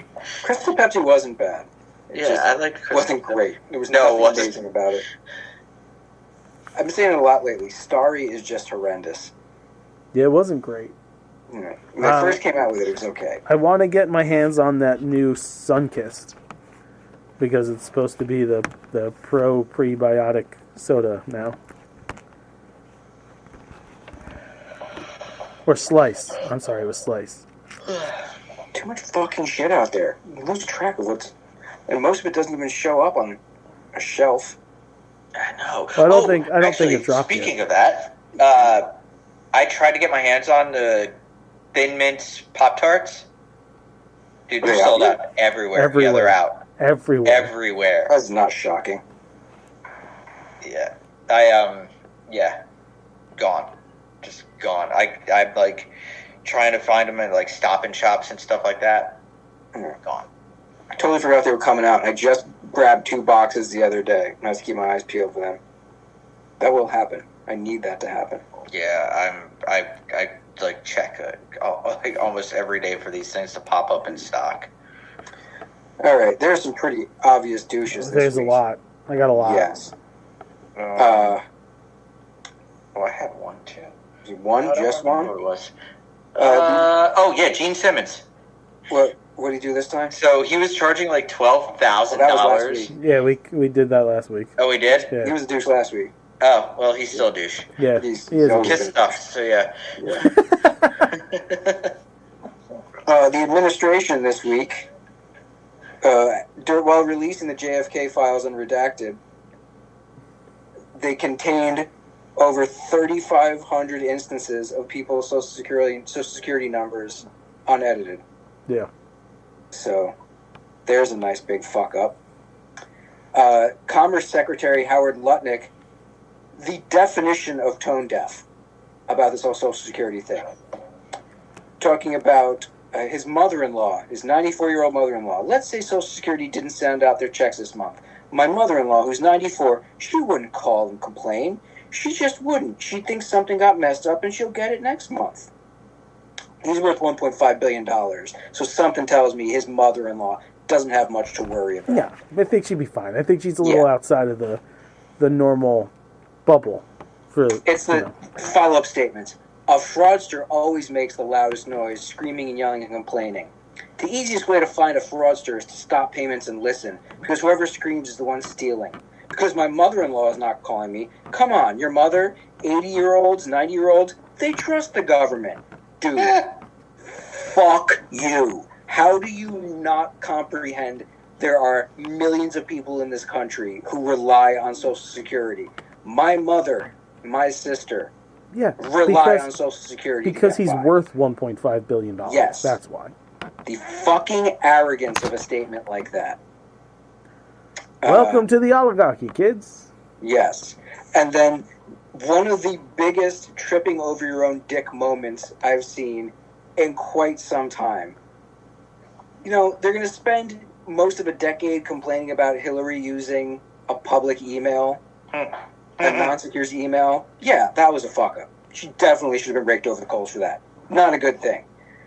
But then you accidentally send an invitation to a reporter in a conversation that you're having group text that has in a group text. In a group chat, yes. That's specifically about military maneuvers. Yeah. About an action that's supposed to be happening a few hours from that point. Like, if someone doesn't go down for this. I was watching some of the hearing today, and Bondi and Junkface, they were just like, they were trying to dodge bullets like they were fucking Wonder Woman, and it was not panning out. There was a lot of not answering the question, not answering. I choose not to answer. So you should answer that question. I choose not to answer that question. You should answer that question. In his first statement, Hesketh blamed the reporter. Yeah. Blame the person who got the invitation, not who sent the invitation. Push onus on him and claim that he's a failed reporter who's got tons of controversy himself. Like, you fucking people. When their time comes, because it will, and they're all strung up out front of the fucking Capitol, they're gonna all fucking deserve everything they get. Probably the only way it's going to happen, because I don't see jail time. No. Orange Julius Caesar is going to give them a whole bunch of pardons that they deserve. If he makes it that far to be able to pardon them. Yeah. I don't know. That's a fuck up and a half. Massive. Dude, that's security. I could not. For a bunch of people who are on record lambasting Hillary for her mistakes, to trip over your own unit like this.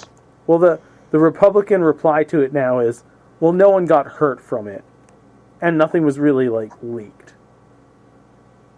Motherfucker, are you serious? Because if Democrats did this, you'd all... It happened. When the exact same thing happened. No one got harmed from Hillary's. Right. It wasn't good, but no one died.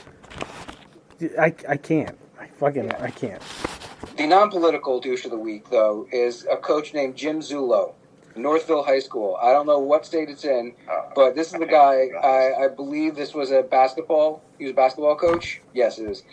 One of his players was crying after losing a championship match, walks up behind her and pulls her by her ponytail to get her to stop. Yeah. I didn't want to dive into the political conversation, but yeah, fuck this guy. Yeah, that's so messed up. But props to the teammate who stepped in between them, and I couldn't hear the audio, but basically sounded like she told the coach to go fuck himself. Yeah. What I could read from her lips, she got in between them, and she was like, "No, you don't do that." Yeah, that's you. No. Yeah, props to that kid for sure. Yeah. Kyle, why didn't you want to get involved in the political conversation? Because it's all over my Twitter and all over my Facebook, and I'm too tired to Okay. If I start thinking and talking about that stuff, it'll keep me up for another hour. Well, I have a few. One, the Republican who introduced Trump derangement syndrome bill. Yeah, Minnesota? Yes, Minnesota State Senator Justin Acorn. I didn't know it was just one guy. Okay. Yeah. Well, he was arrested the other day for soliciting a minor. Yeah, this one was pretty great. Yeah. Wow. Yeah. Yep. Wow. Traveled to meet a 17-year-old that he met online, but was instead, it was a cop. Why don't you sit down? Why don't you have some cookies? Why don't you have some milk? Why don't you take a seat? Why don't you have a seat? You should take a seat. That was one of the best South Park episodes ever. Why don't you take a seat? To follow that one up, famous MAGA influencer and frequent Fox News guest Ricky Wynn has been arrested and charged with sex trafficking and producing child sexual abuse material with at least 2 minors. Sensing a pattern? Anybody? There's a lot of consistency going on here. Okay. And my last douche of the week. Let me find these 2 fucking darling people. Because they're in Facebook, that's why. In the land of the Facebooks. Spent way too much time on there recently. I gotta cut back. I haven't doom scrolled because Twitter's been my downfall because all I do is attack Elon Musk.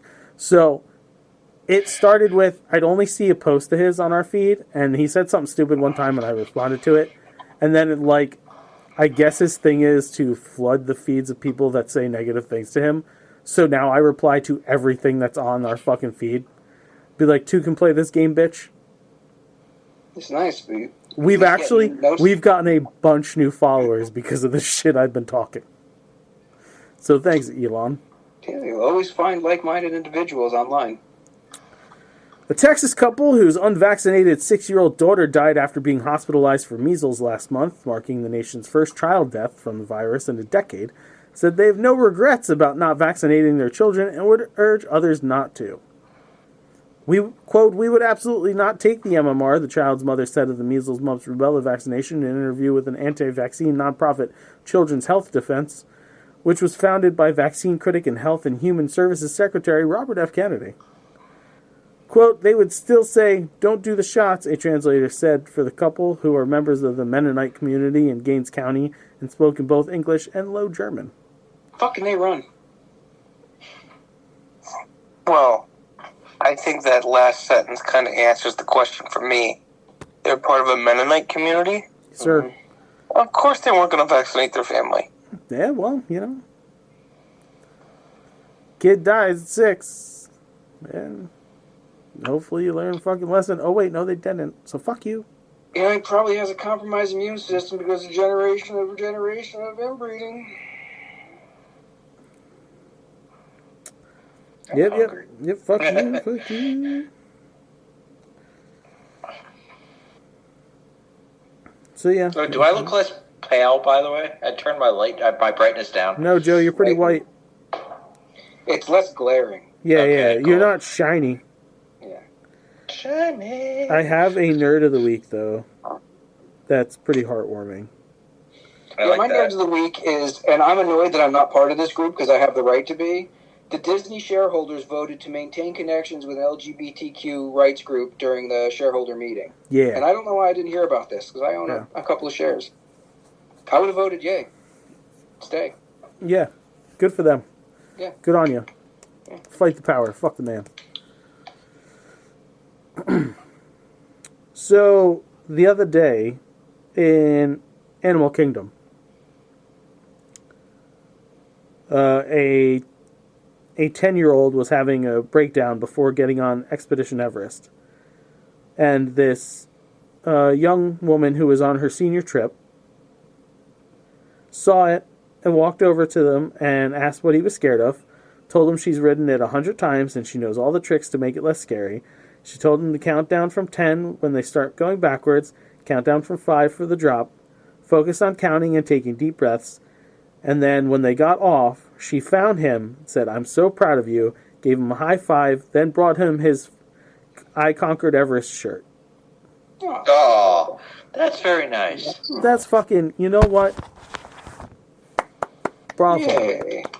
That's a very heartwarming story. It's nice to know that there's some youth out there that's not shitty, and maybe there is some hope. So what we're saying now is Disney's the only place where positive things are happening, but it's not going to be cheap. Definitely not going to be cheap. Not gonna be cheap. But that gets a Latinum nerd, Star Trek style. Oh, Joe. Oh, You had to get one in there, didn't you? I haven't talked Trek in a while. It's because there's nothing going on right now. Except Shatner's birthday was the other day. at least Amy Pascal's not attached to that, so there's that. No, but it looks like Riker might be the Feige of the Trek. He's getting in everything. That'd be a good thing, right? Yeah, it's great. Baby. Yeah, Break great. knuckles deep. You should know. Yeah. Let's take it in for a landing. Alright, as always, if you like what you hear, you can like us on Facebook.com/nerdities. Follow us on Twitter @nerdities. Email us at nerdities@gmail.com and check out nerdities.com. Oh, you're there. You can watch the trailer for the Batman, I think Joe said. Oh, yeah, it's still there. Yeah. And Loki. And Loki, yeah. Head on over to prowrestlingtees.com/nerdities. Buy our cool t-shirts. You know you want to. For the limited time it's still available, go to sinfulcreationsbyjustin.com. Otherwise, don't, because you didn't, and that's why I had to get a real job again.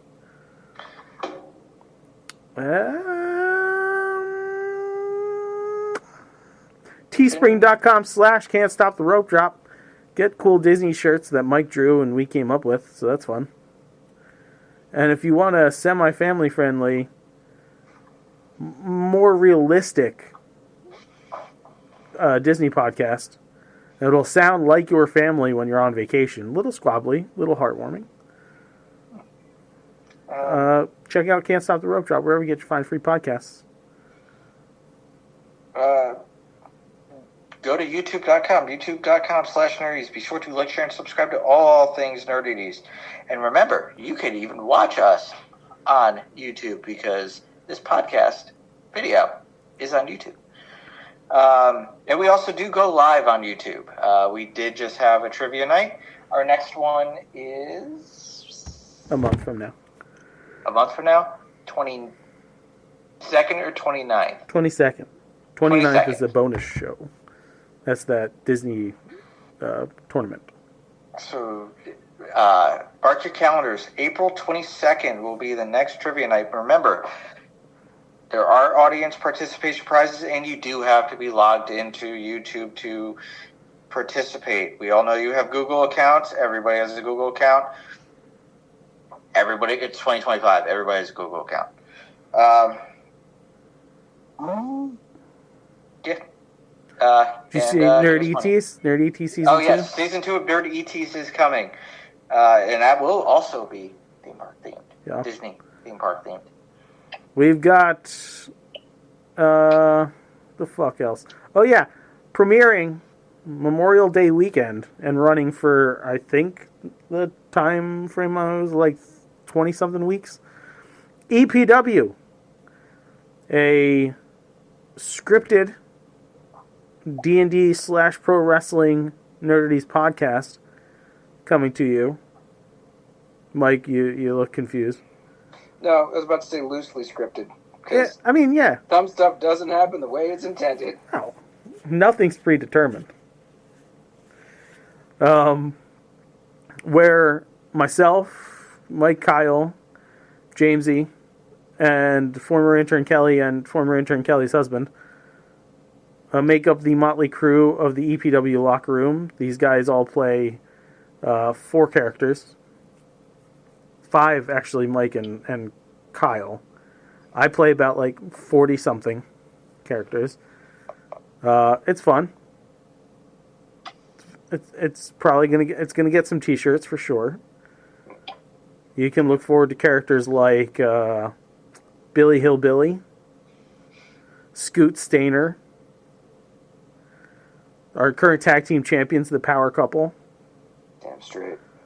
That's the team of the Bottom and The Intimate Warrior. the Intimate Warrior. Yeah. Francois Sockington III is our announcer. The most dangerous female wrestler of all time, Queen Rex. I have a theory as to why you're getting bad roles all the time with her. Witches. No, agree. I think it's because you like straight up took Queen Bee from Kelly, the Queen thing, and you're like, Queen Rex is so much better. And I think just Karma was like, well, you should have at least fought for it or rolled for it, and now all your roles suck. But it's set up one of my favorite storylines I've gotten to write so far. What happens to you next is so fucking great. Good, because something needs to happen to her. She needs a shot in the arm. So be sure to ring that bell to get notified, because you'll get a little notification that says, hey, EPW, Nerdities, YouTube. Well, EPW is not going to be on YouTube. It's a podcast. You didn't come down. Okay, You didn't come down to film any of it. So You lazy bitch. Actually, the podcasts are on YouTube. Are they? They Yeah. When I load them, they go straight to. Yeah, they go straight to YouTube as Oh well. shit! Well then, yeah, fuck yeah, it's going to be on there. Yeah. Also, wherever you get your fine free podcasts, there is a follow button and or subscribe button or any type of button that says, like. Hit that button. Yeah, because we need money. Hit that button. Yeah, money good. Money real good. Shit. Money am good. All right. Yeah, money am good. The opinions of the Nerdities crew are idiotic and poorly thought out, but don't worry, next week's will be far more insulting. Fuck you. Because of the end of civilization, the Clamp Cable Network now leaves the air. We hope you have enjoyed our programming, but more importantly, we hope you have enjoyed life.